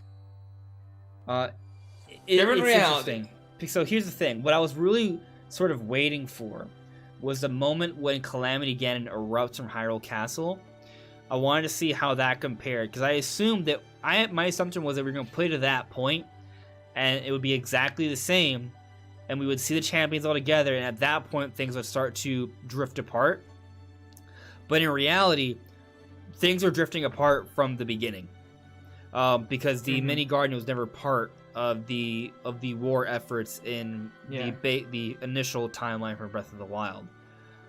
So when Calamity Ganon does eventually break out of Hyrule Castle, Link and Zelda are not with the champions. It's just Link, Zelda, and Impa escaping from Hyrule Castle. Like, they weren't coming down from Mount Lanayru with the champions. So that was different. But it's at that point that I think the future has actually changed. What causes the ultimate, like, you know, result to be different isn't, even though it's already different because of the mini guardian, it's when the mini guardian calls for help for the champion successors to come in and help save them, and Link isn't left to fight off the guardians in Fort Hateno by himself. That's how they all fall, right? So the guardians are trapped in a divine beast and they die. No one saves them. And then Link is by himself because of that, and then dies or falls in battle to the Guardians. And then Zelda activates her powers. So because the mini guardian brings people from the future, that bides the champions time, because they have help fighting the blights, while Link and Zelda and Impa have their war efforts to go and save the 4 different champions while this is happening. So then everyone survives, or most people survive, I guess. Like, you know, the non-important soldier characters, some of them die, but, like, the important characters all survive. The pawns. Right. Because they actually succeed in Fort Hateno. But let me tell you, Fort Hateno, that mission wrecked me. That was the mission that I was just getting wrecked. There was Lynels and Guardians everywhere. So I think they did a good job of sort of conveying how terrible it was. But, like, I died so much, I was like, yeah, there's no way Link was going to win this fight. I died like 20 times before I actually beat that mission. So yeah, it was tough. But Zelda still activates her powers in that battle. Like, Link is gonna. There's still a moment where Link is like gonna die, because Astor, the evil prophet, resurrects the 4 blights after you kill them, and they're stronger, and Link has to fight all 4 of them by himself to bide Zelda and Impa time to escape. But Zelda's like, no, I don't want to let Link die, so she comes back and her powers come out, and she saves Link in a similar way, except Link is still not defeated. He can still not fight. Dying. Right. He didn't die immediately thereafter. Yeah. So it's cool. What do you think of Astor from what you've seen? He seemed interesting, I guess. Honestly, I don't know. He seemed kind of shoehorned in a little bit, but not so terrible. I don't know. He's just kind of middle of the road. Yeah, like I he's wasn't okay. in love with. He added stuff, I guess, but he definitely functioned as what I thought he was. Like, it kind of fit the bill. Like, he worshipped this demonic force, and now it wasn't exact. I shouldn't say it was exactly what I thought of it. I was hoping that he wanted to resurrect Ganondorf, right? But there was no mention of Ganondorf there. But similar to prior Aghanim, Zant-like characters in the Zelda series, at a certain point in the story, Astor sort of loses his personality to the demonic force that is Ganon. And that leads to a creation of the final boss that is another form of Calamity Ganon that looks a lot more like Ganondorf. Like, it has a humanoid form. Looks more like Ganon in Ocarina of Time. Yeah, it's a lot closer to that shape. So you could argue that that's another potential hint towards Breath of the Wild 2, actually. So I guess from what I've seen so far, there's like really like 2 like kind of I don't want to say blatant hints, but like decent Right. hints. One being that the champions have gone through their adventures with Link in Breath of the Wild. They didn't ignore that, and they seem to have matured a little bit and gone stronger, almost as if they are actually ready to take up the mantle to be successors to the previous champion. So that is something we theorized for, and that's what it's being supported by Age of Calamity. But then the other thing is that the final Calamity, Ganon, Scourge, or what have you, takes on a more closer form to actual Ganondorf, which is a very interesting choice. And I think it makes sense because it had a humanoid base, and then things sort of pulled together, while the thing we see in Breath of the Wild is kind of more of like this abomination. It's just a bunch of Sheikah techs smashed together. Yeah. But besides what I've mentioned, do you kind of disagree with me here, or do you see things a little bit differently? In what exactly? In terms of how this game sort of links with Breath of the Wild too, if at all. Oh yes. Yeah. There's not too many like direct links since they did decide to go in like the alternate dimension. I feel like the biggest link is just whether or not the people from the other dimension, their travels, if the fact that they did that impacts anything. I feel like that's the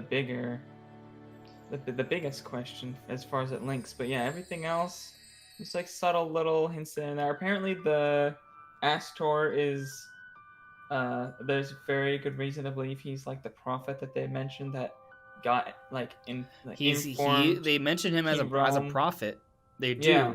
It's not become a big plot element, but he is mentioned as an actual prophet, so that is something to know. And in the original timeline, there was a prophet who came and like convinced them to dig up all the Sheikah tech and stuff, which then apparently the prophet did that so that Calamity Ganon could take control of it. Yeah, I think another thing to point out though is that Terrico is in Hyrule Castle. Right? But Terrico, the mini guard, that's his name, we find out at the end. Terrico comes back in time in one timeline, but in the Age of Calamity timeline, the original Terrico is the Harbinger Ganon.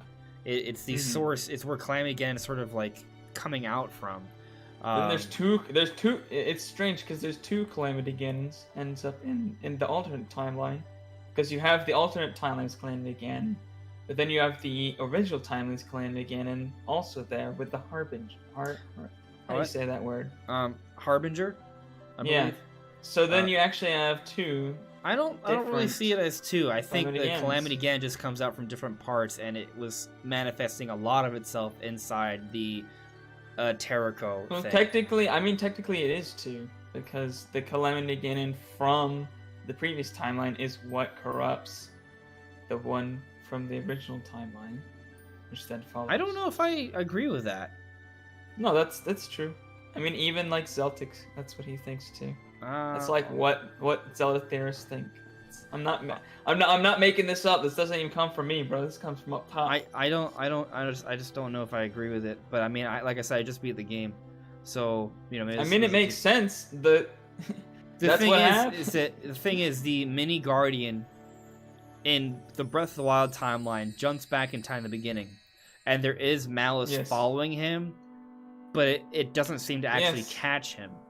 It looks that's okay. So what happens in the game is that malice that chased him is what corrupts the in the box mini guardian in the alternate timeline, turning him into the whatever, I can't say that word. Okay. Harbinger. So, since that Calamity came from the other timeline, it's not the same as a Calamity in that timeline. So technically, two Calamity Ganons are in the same timeline.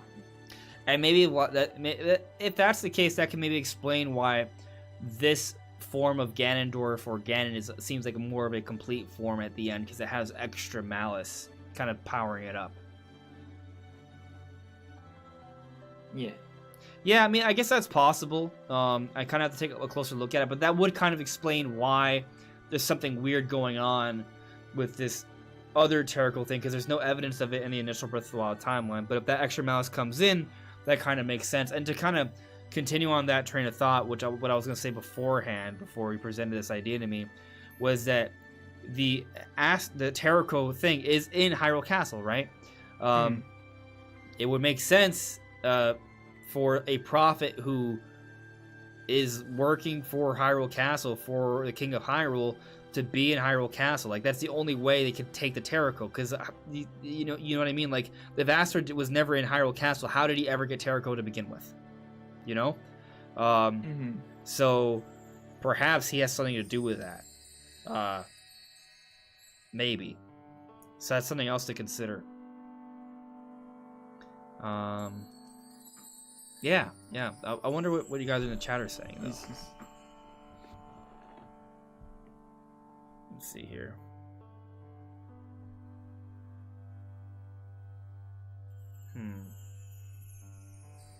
Yeah, I said a few things. Quite a lot of comments.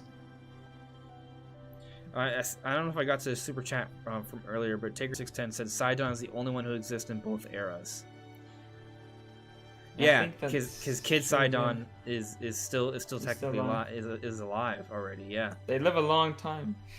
Yeah.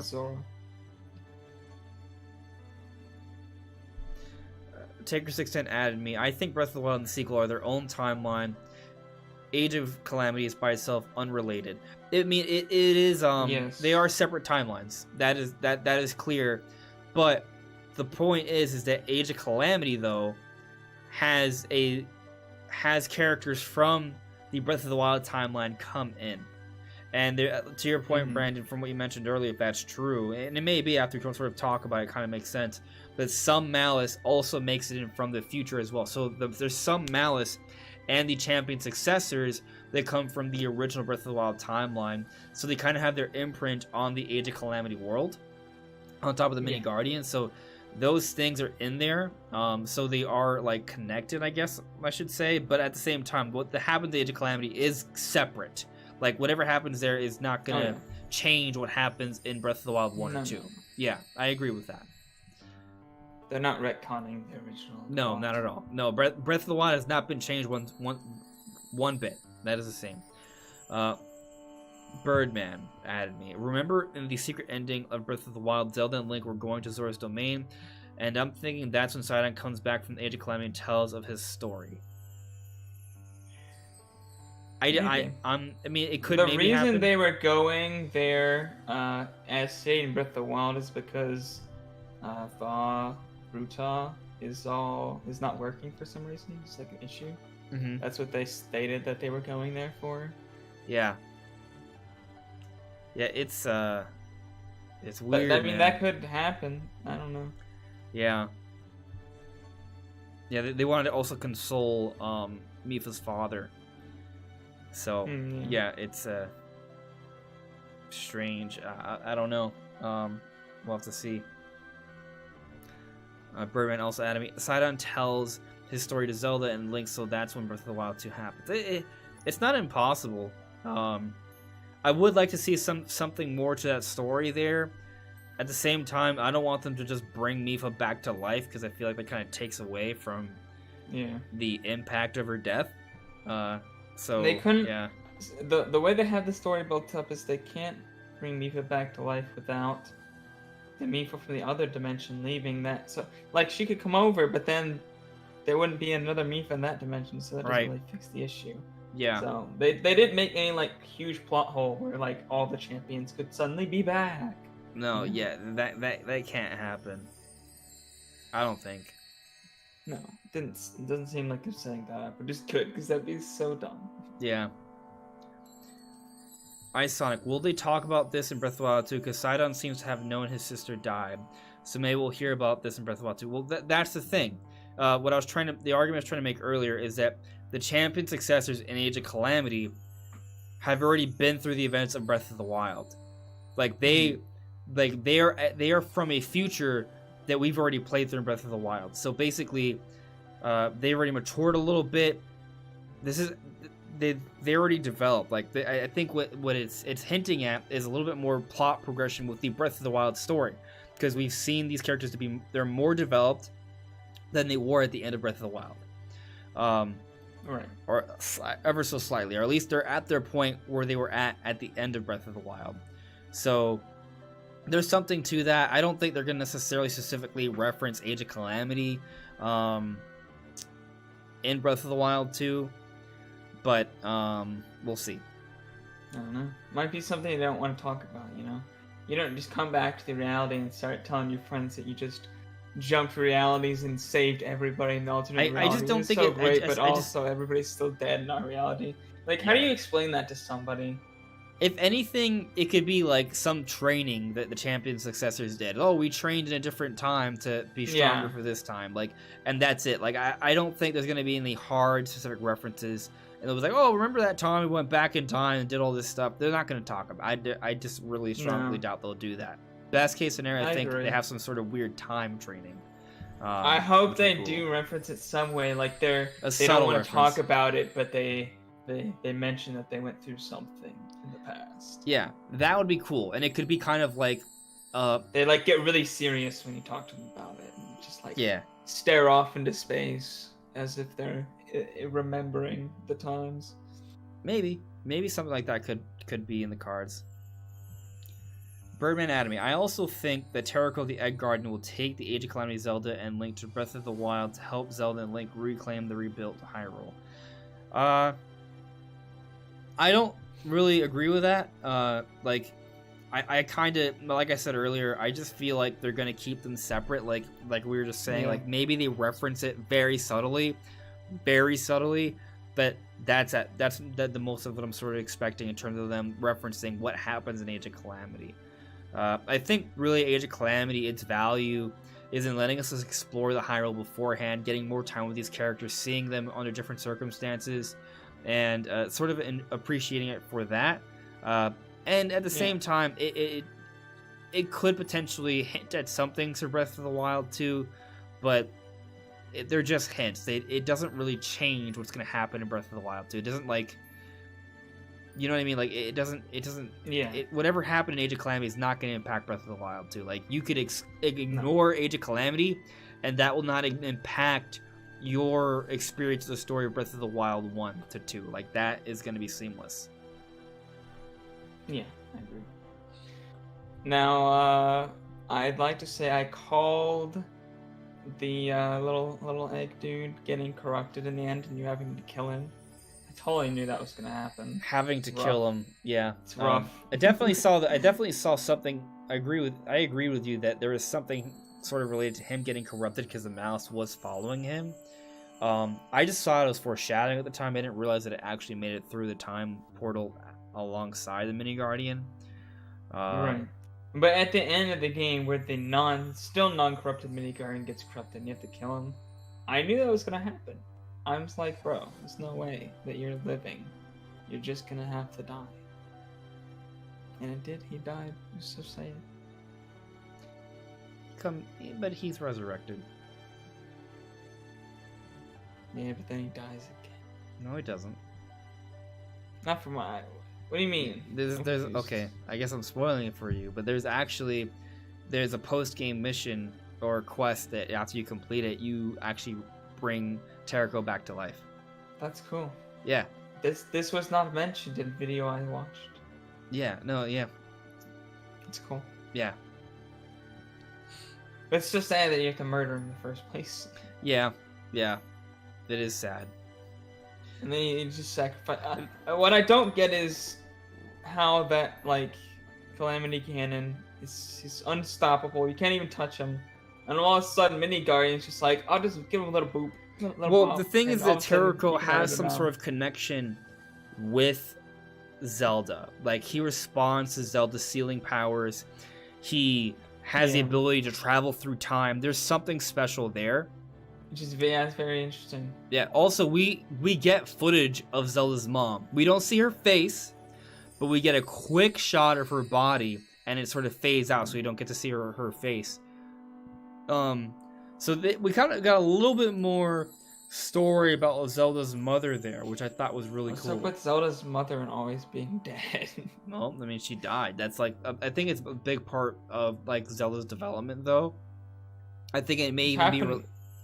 What were you gonna say? In other games too, like Zelda never has a mom. Like it's just are Zelda's or Princess Zelda kind of always doomed to die after they have a kid? Like, is that what happens? I guess. That's dark. Maybe that's why you never see either one of Link's parents, though. True. You don't even usually get them referenced. So they just like never existed. Yeah, they always reference the king for Zelda, but never reference the queen. Why don't they have like where my parents used to live, or like they never have a backstory for where Link came from? Like, what happened to his parents? It's just as if he was.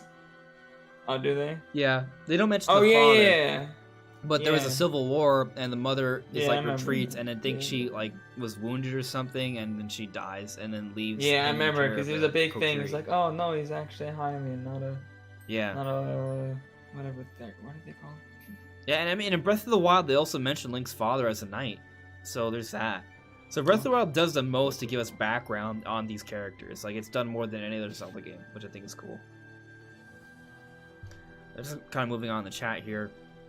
Ice Sonic, I noticed Link did the same to Zelda, holding out his hand when the Hollows came out, but instead he got the Master Sword with one of the best play Master Sword in my opinion. The Hollows. Are you talking about when he's fighting Astor in the forest? I'm not sure I understood the point, but the same to Zelda holding out. Oh, he held out his hand as well, referencing his power of courage, potentially, right? Or at least a subtle hint towards that. Maybe you're right there. That's something you have to check. I'm pretty sure Zelda has the whole thing. Triforce. Yeah, well, they don't show the Triforce on Link's hand, but he still holds out his hand. Because on Zelda's hand, the whole Triforce lights up. Usually just a piece will, whatever piece you have will light up, but the whole thing glowed. So it's like she has the whole thing, which is crazy because they hardly ever have the whole Triforce together. Yeah, I see. It's a lot of power. Nintendo Joss makes an interesting point. The thing is, Breath of the Wild Astor wouldn't be that powerful because he doesn't have a corrupted Terraco direct link to Ganon in Breath of the Wild. Yeah. Yeah. Yeah, that's an interesting thing about the second timeline is there's a lot of boss fights and things that were actually harder, like even tougher monsters because of what happened. Yeah. So and another interesting thing to point out is that this Astor guy could be the prophet that may have led the Hylians astray, though, preparing all the Guardians. That theory, while I wouldn't say is confirmed, is more supported now. Yeah. But, if they had failed, that second timeline could have ended up even worse than the original timeline. Yep. Because of the second Calamity Ganon influencing things. Yep. And Astor having a lot more power. They could have all been wiped out. Yeah, completely. But the thing is, it's kind of like the reason that happened, according to what you're saying, is that the Mini Guardian went back in time to begin with. Like, if it didn't happen, but the Mini Guardian didn't go back in time, things would have happened exactly as they did in Breath of the Wild. Right. Like, so. If the Mini Guardian had gone back in time and then they had still failed, then it would have been worse. It would have been an even worse timeline. Right. I agree with that. It would have been terrible. Link wouldn't have been able to do it by himself. Let's see here. Flippin', could the Egg Guardian go back from Age of Calamity to Breath of the Wild 2? I think technically yes. It could. I don't think it will. I think it's going to stay in that timeline because that's kind of the feeling you get that it's like when it in the final cutscene, it is saved. It's almost like it's part of a family. With the champions and Zelda and Link and Impa, so it's just kind of a happy little family there in that timeline. Nobody in the other timeline knows him. Why would he go to the other timeline? Yeah, so that's what I think. Yep, that's pretty much it. Keep in mind that when the Mini Guardian goes back in time, it's going back in time, not that far into the future. It goes back in time like a few days or a few weeks. Like it doesn't go that far back in time. It goes back in time when Link falls, and then it leaves, and that time where Link falls leads to Breath of the Wild, right? But so it only goes back like, I mean, maybe a few months, but the point is it's not like years. It's just like somewhere between days or a few months. Whatever. It's a few months. Yeah, whatever You the amount of time is the beginning of the war. Completely demolished. Yeah. Overrun. Yeah. It leaves when the end of the war is happening. Yeah. So it doesn't go back that far. But the other interesting thing, though, is it still technically does pull the champions out past the events of Breath of the Wild. So it's pulling from like two different points in terms of how far ahead it is, which is interesting. But either way, my point, the reason why I bring that up is that I don't think the Egg Guardian, Terrako, is going to go back to the future where it's 100 years into the future, because it never even traveled that far to begin with itself. It traveled a few days, a few weeks, a few months at most. So I don't think that's happening. I think it wanted to save everyone. It wants to be in that timeline with everyone, and that's it. It's there with its happy family, and I don't expect to see it in Breath of the Wild at all. Actually, no. Like, I mean, it wouldn't exist in that timeline. You know, because it's gone. Yeah, it just isn't. Yeah. It's not there. Taker 610. Imagine the successors telling Breath of the Wild, Link, and Zelda about what happened to them in Age of Calamity. They'd be like, huh, why didn't it happen to us? Right? It's like, yeah. Damn, that sucks to be us now. Yeah. Being the guinea pig timeline. Yeah. Birdman, I noticed that the elemental enemies had a visual effect just like Link's hand in Breath of the Wild 2 trailer. I'm talking about the green lines. I think my impression is that it's just an aesthetic thing. So like there are elemental moblins and Lynels and guardians and Hinoxes, and actually, I mean, the Taluses were already elemental, but there's also Malice versions of it. Maybe, but I think that's just the look of the color. I don't think it's anything more beyond that. Because the green swirlies around the electric enemies does match up to what we see in Breath of the Wild, but it's also just the color of lightning in Breath of the Wild and Age of Calamity, so that's really all I think it is. It is similar, though, you are right. The green swirls and text is a link to the, those people who were before Zonai. Sheikah. Yeah, the Zonai. Yeah, which we don't know about yet. Age of Calamity didn't really say much about that. No, I don't think it would just have random Zonai powered enemies. That'd be kind of cool. Why? It'd be kind of cool, but no. But to have that, but then not even explain that it's that, and just like have that in there for no reason. No, yeah. To do that. Yeah, I don't think so. I honestly, guys, I don't think Age of Calamity is gonna have like major connections to Breath of the Wild 2. Like maybe some subtle things, but that's pretty much only subtle things. Computer robots. Why don't we have Link's parents in the Zelda series? Well, we kind of touched on it earlier.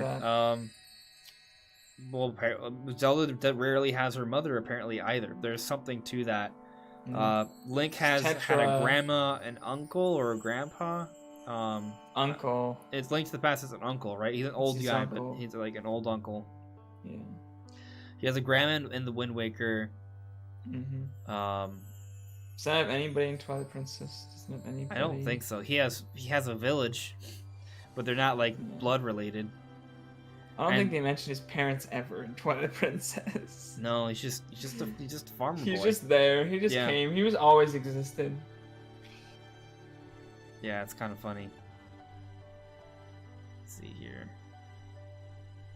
Yeah, besides Link's grandma and uncle, there's his dead mother that died when she brought him into the Kokiri Forest in Ocarina of Time. That's all I can really think of right now. Does it ever explain what happened to his parents in Wind Waker? No, I don't think so. Benjamin W. I want Breath of the Wild 2 to be really dark, and I think either Link or Zelda will sacrifice themselves at the end because in Age of Calamity, Link put himself in a death position many times. Well, I think they will fight for each other. They will protect each other, and I think it does make sense to at least have some moments where you feel like they're at risk, like that. Yeah, if there's a plot to be had, I think there is a plot to be had there. I could see something like that happening. I don't know if they're actually gonna die, but definitely, you know, there could be a couple of moments where they're trying to protect each other. Skyward Sword definitely leaned into Zelda and Link's dynamic. I mean, at one point, Link, like Zelda, just completely that cutscene where Zelda like just encases herself in that like weird amber-looking crystal stuff. Yeah, it's so emotional. Do you think we'll finally see some scenes like that? Do you think in Breath of the Wild 2 we'll finally see Link and Zelda kiss? Oh, that'd be good. That'd be good. I feel like they're in I feel like there's potential for them to be in an actual relationship. Because I feel like they did that, so they were so close in Skyward Sword, where it's like, are they in a relationship or are they not? And you're like, they're like really hinting that they're in a relationship. Yeah, but in Breath of the Wild, they pretty clearly say that there is romance between them. Yeah. Well, there's at least like love. There's a desire for romance between them, I should say, right? Yeah. Will they act on it? I mean, Urbosa, I think, sort of hints at it. In Breath of the Wild 2, though, we get to see them more advanced, more mature, and having spent more time together. So that gives them more opportunity to like sort of expand on and mature that relationship, right? So in Breath of the Wild 1, what happens is that we see them come together and they're working together, but in Breath of the Wild 2, we get to see what that becomes, maybe at least a little bit more of it. So I think there is more of a chance. I think it's probably the best chance ever to see Link and Zelda in recent times kiss in an actual game. Yeah. It needs I want it to happen. I want them to go all in. They're like, yep, they're together. Yeah, why even do kissing? Just please. Yeah, go all the way, Hollywood. That's not gonna happen. But maybe they could at least show like The Witcher 3 up in here. Maybe they could have. I mean, if they imagine they showed like marriage, that'd be crazy. Like for the ending. Dude, that'd be so cool. They don't need to do that, but a kiss would be fine. Or what if they started off the game with just a better idea? Better idea.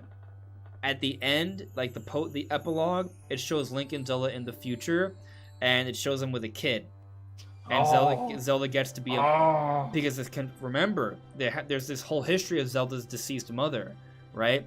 So maybe you could see it where Zelda gets to be the mother for her daughter or son or what have you, and that she kind of gets to like, I guess, you know, she gets to give her kid the life she didn't get to have because she had to seal the darkness and her mother died.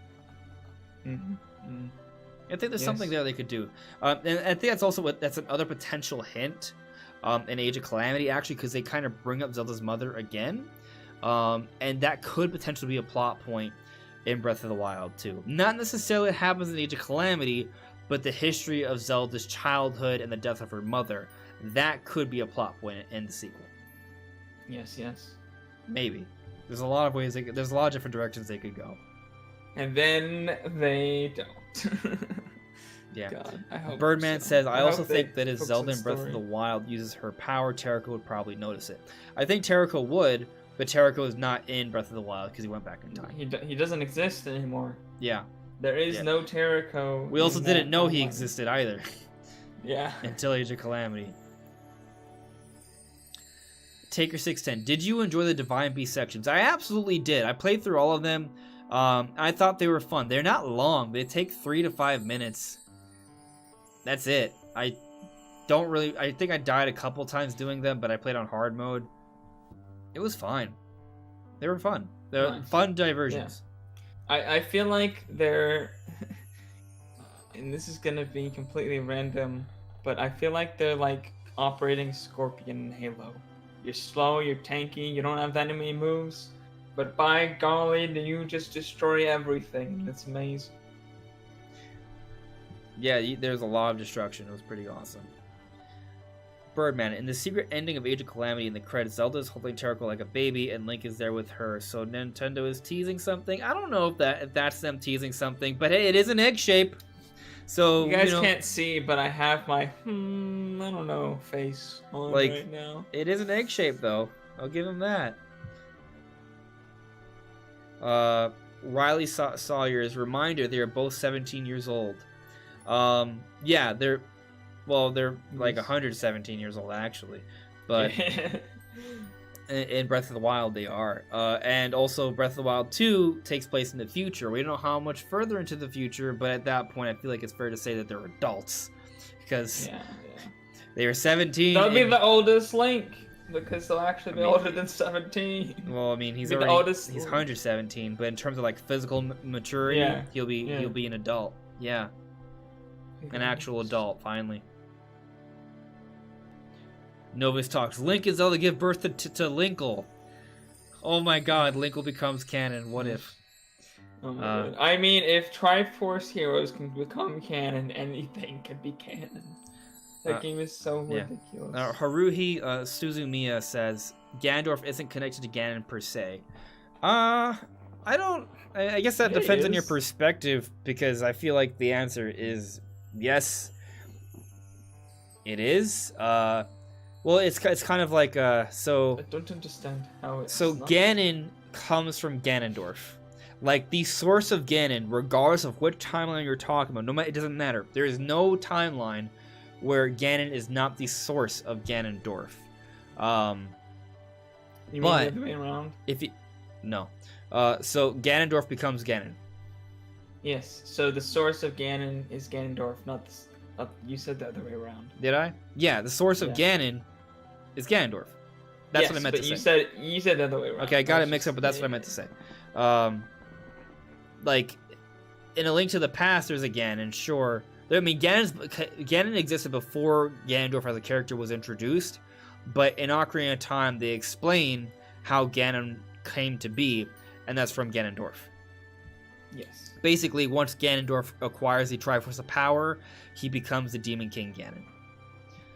And then, depending on which game and timeline, he kind of reverts between the two different forms. And then in Breath of the Wild, he gives up on maintaining a physical form, as they note in the lore for Breath of the Wild, which would also be for Age of Calamity, which is why you have the Calamity Ganon. But in Breath of the Wild 2, they add another plot twist, where the corpse of Ganondorf still exists underground Hyrule, and that's actually the literal source of where the malice is sort of coming from. So that's very interesting, and that's one of the reasons why we're excited for the sequel. We want to see what that's going to sort of entail. Benjamin W. What if DLC for Breath of the Wild 2 is seeing Link and Zelda's life together somehow? I don't know, because we don't know what Breath of the Wild 2 is yet, right? So I'm not gonna think about Breath of the Wild 2 DLC until we get Breath of the Wild 2. We'll see how that sort of pans out. Let's not put the cart before the horse. And here. I'll actually say that I think there's a chance we don't even get paid DLC for Breath of the Wild 2. I think Breath of the Wild 2 might come and it'll completely complete all of their ideas for that concept of Zelda. Yeah. So be prepared for that. I mean, at the same time, that may sound disappointing, but keep in mind that Breath of the Wild 2 is probably going to be a bigger game than Breath of the Wild. So there's going to be a lot of content there when we finally do get it.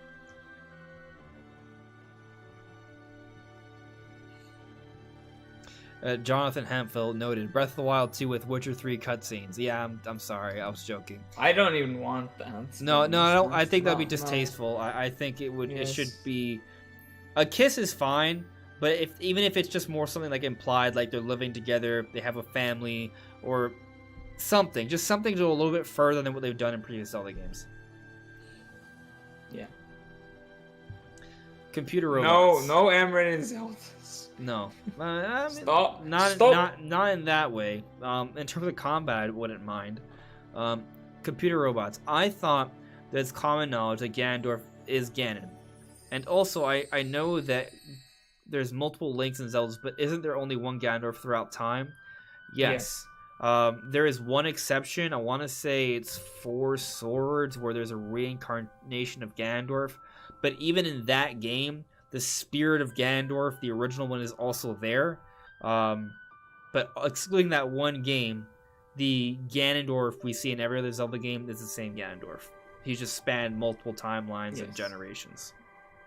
I think people are mistaking Ganon for the original from Skyward Sword. What's his name? Demise? Not Gira. Yes, Demise. I think people are mistaking Ganon for Demise. Demise will reincarnate and doesn't necessarily need to be Ganondorf.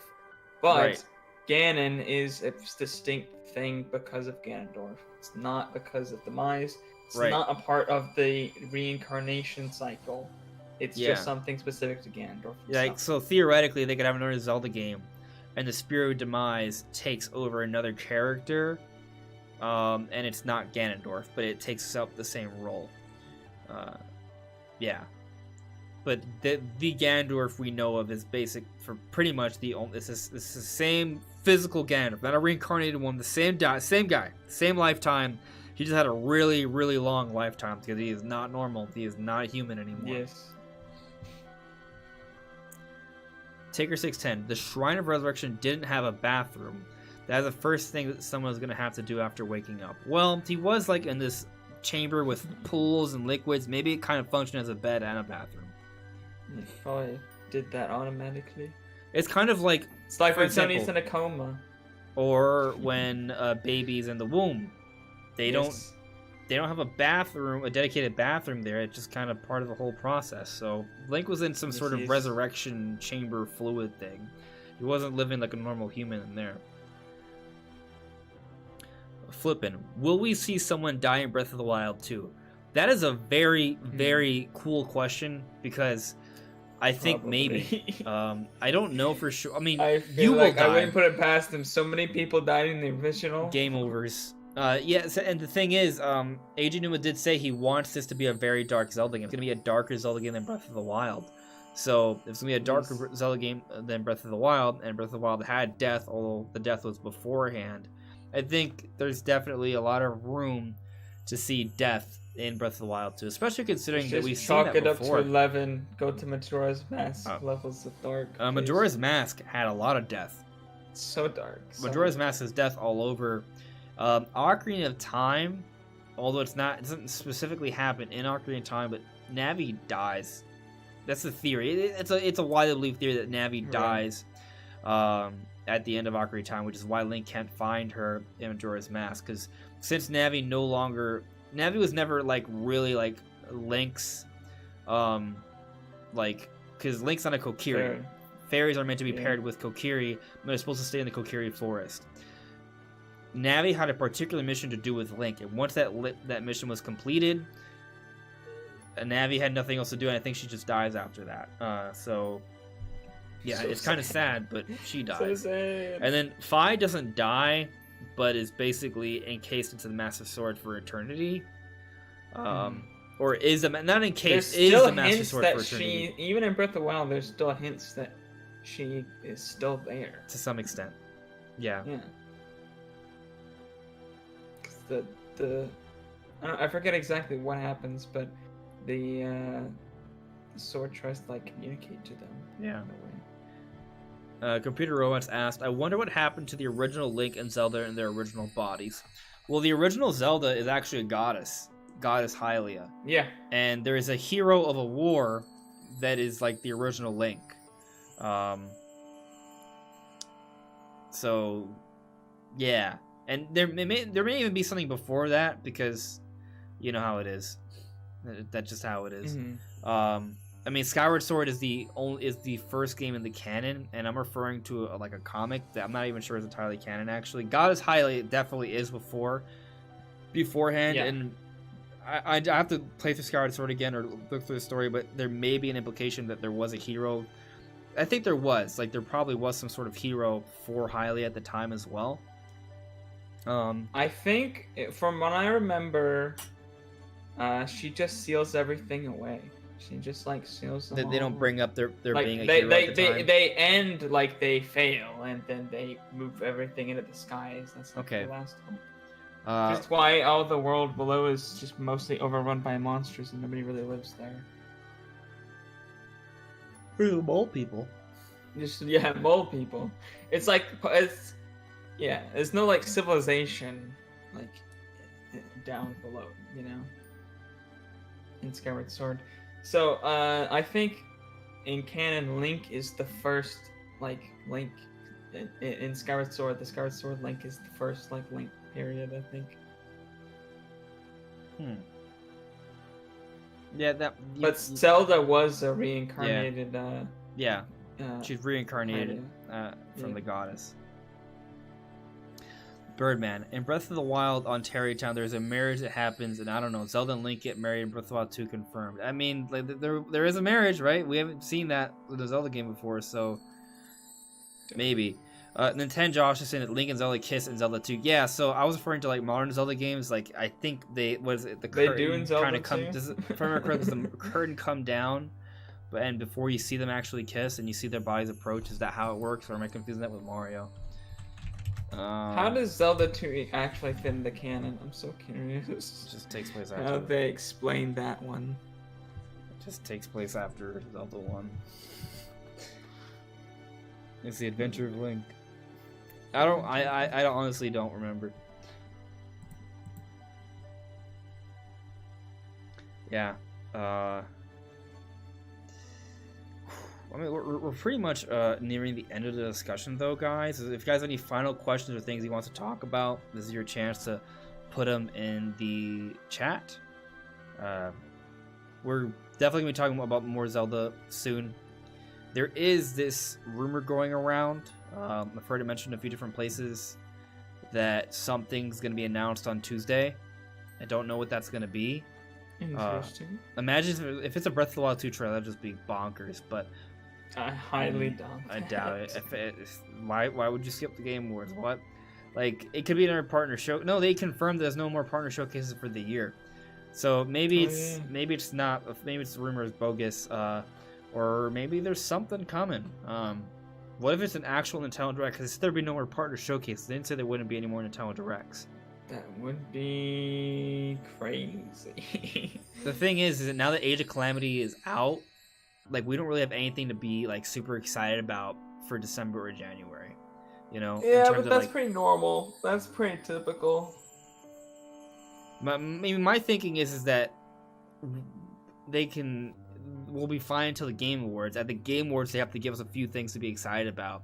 And then in either January or February, we then get a Nintendo Direct of some sort, be it a mini or a full-scale Direct. Hopefully, we finally get the full-scale Direct, but, we've been hurt way too many times to expect it at this point. Yeah, it's hard to predict something. It's like predicting Mother 3 almost at this point. You predict it every year, maybe someday, right? Yeah. Yeah. Burdan's asking, what are you talking about? What's happening on Tuesday? We don't know what's happening on Tuesday. Just supposedly just a something. rumor that something might happen. Yeah, it's been circulating on Reset Era. A couple people mentioned it to me. I don't know. Some people, we'll see. People have been talking about it on Reset Era. It's just a theory among some circles. Yeah.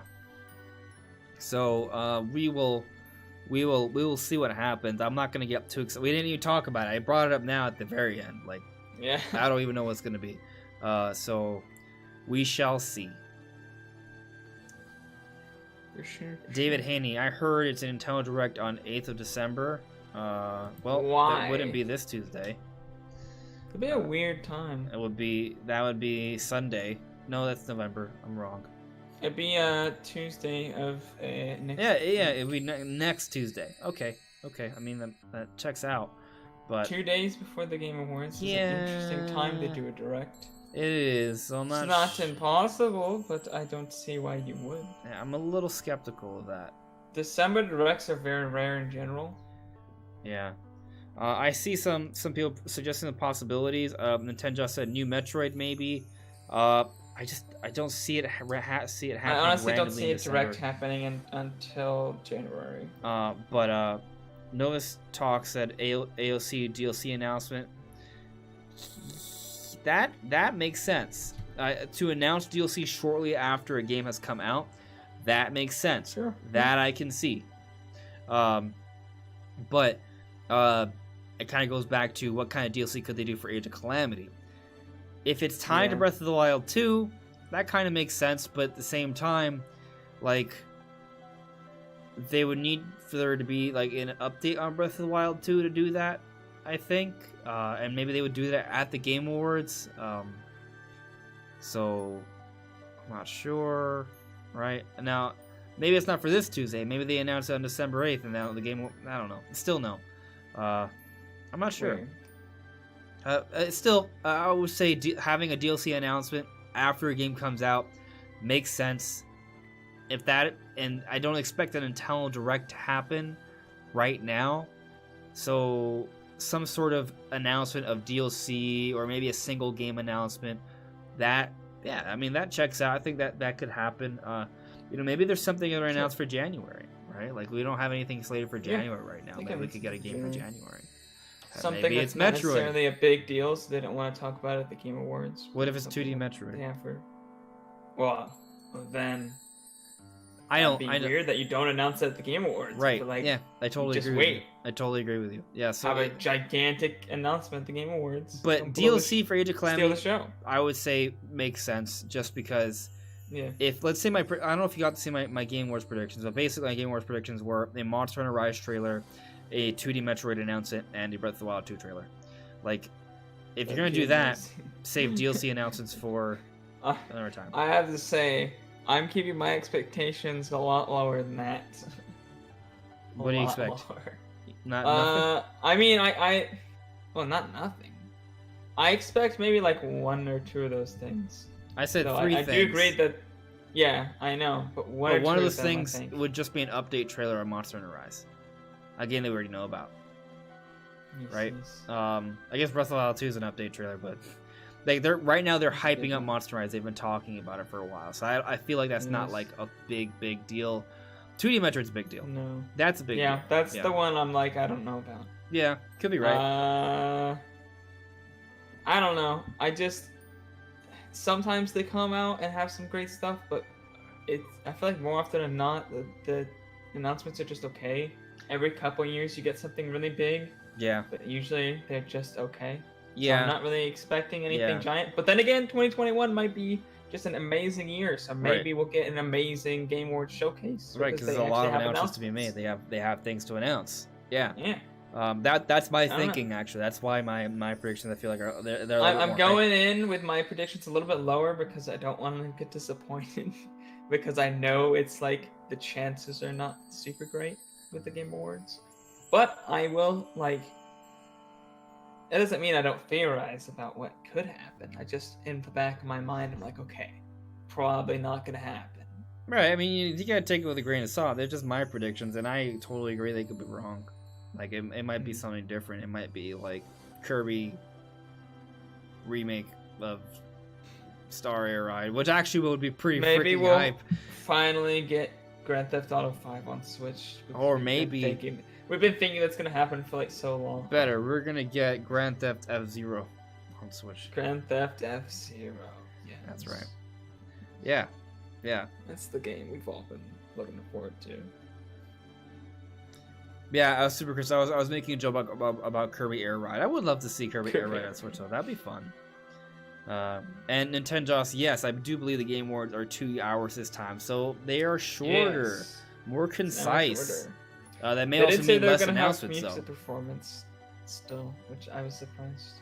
I remember it's kind of random, but I remember one time during the podcast, I was like, maybe they want to have music performances. No, they still will. Yeah. They still fit them in there somehow. So hopefully they don't have just random ads though. Yeah. Hopefully that's the part they cut out because it was really annoying. Yeah. So next week, right? Will be our basically our Game Awards pre-show because it'll be the last podcast before the Game Awards. And we'll be talking more about Zelda then. There may be some news that we'll probably talk about then. There will be some videos coming out on my end. As usual. Brandon, I'm assuming you're gonna stream maybe one or a couple times potentially. Yeah, I'll be streaming. I always let people know on my Discord when I'm gonna stream. So if you're not following me on Discord, do it because it's useful. Yep. And I guess on Twitter too, but I don't put as many posts there. But if you just want to know like exactly when I'm live, I post there. Yep. So make sure to check out Brandon's channel. It's linked in the description below, and your social media there as well, Discord and Twitter. So check him out, guys. Leave a like on the podcast. Stay tuned. Subscribe if you haven't subscribed already, and we will see you soon. There's exciting stuff on the horizon, so I'm looking forward to talking about it soon. Yeah. All right. Take care, guys. Bye, guys. I waved even though they can't see me.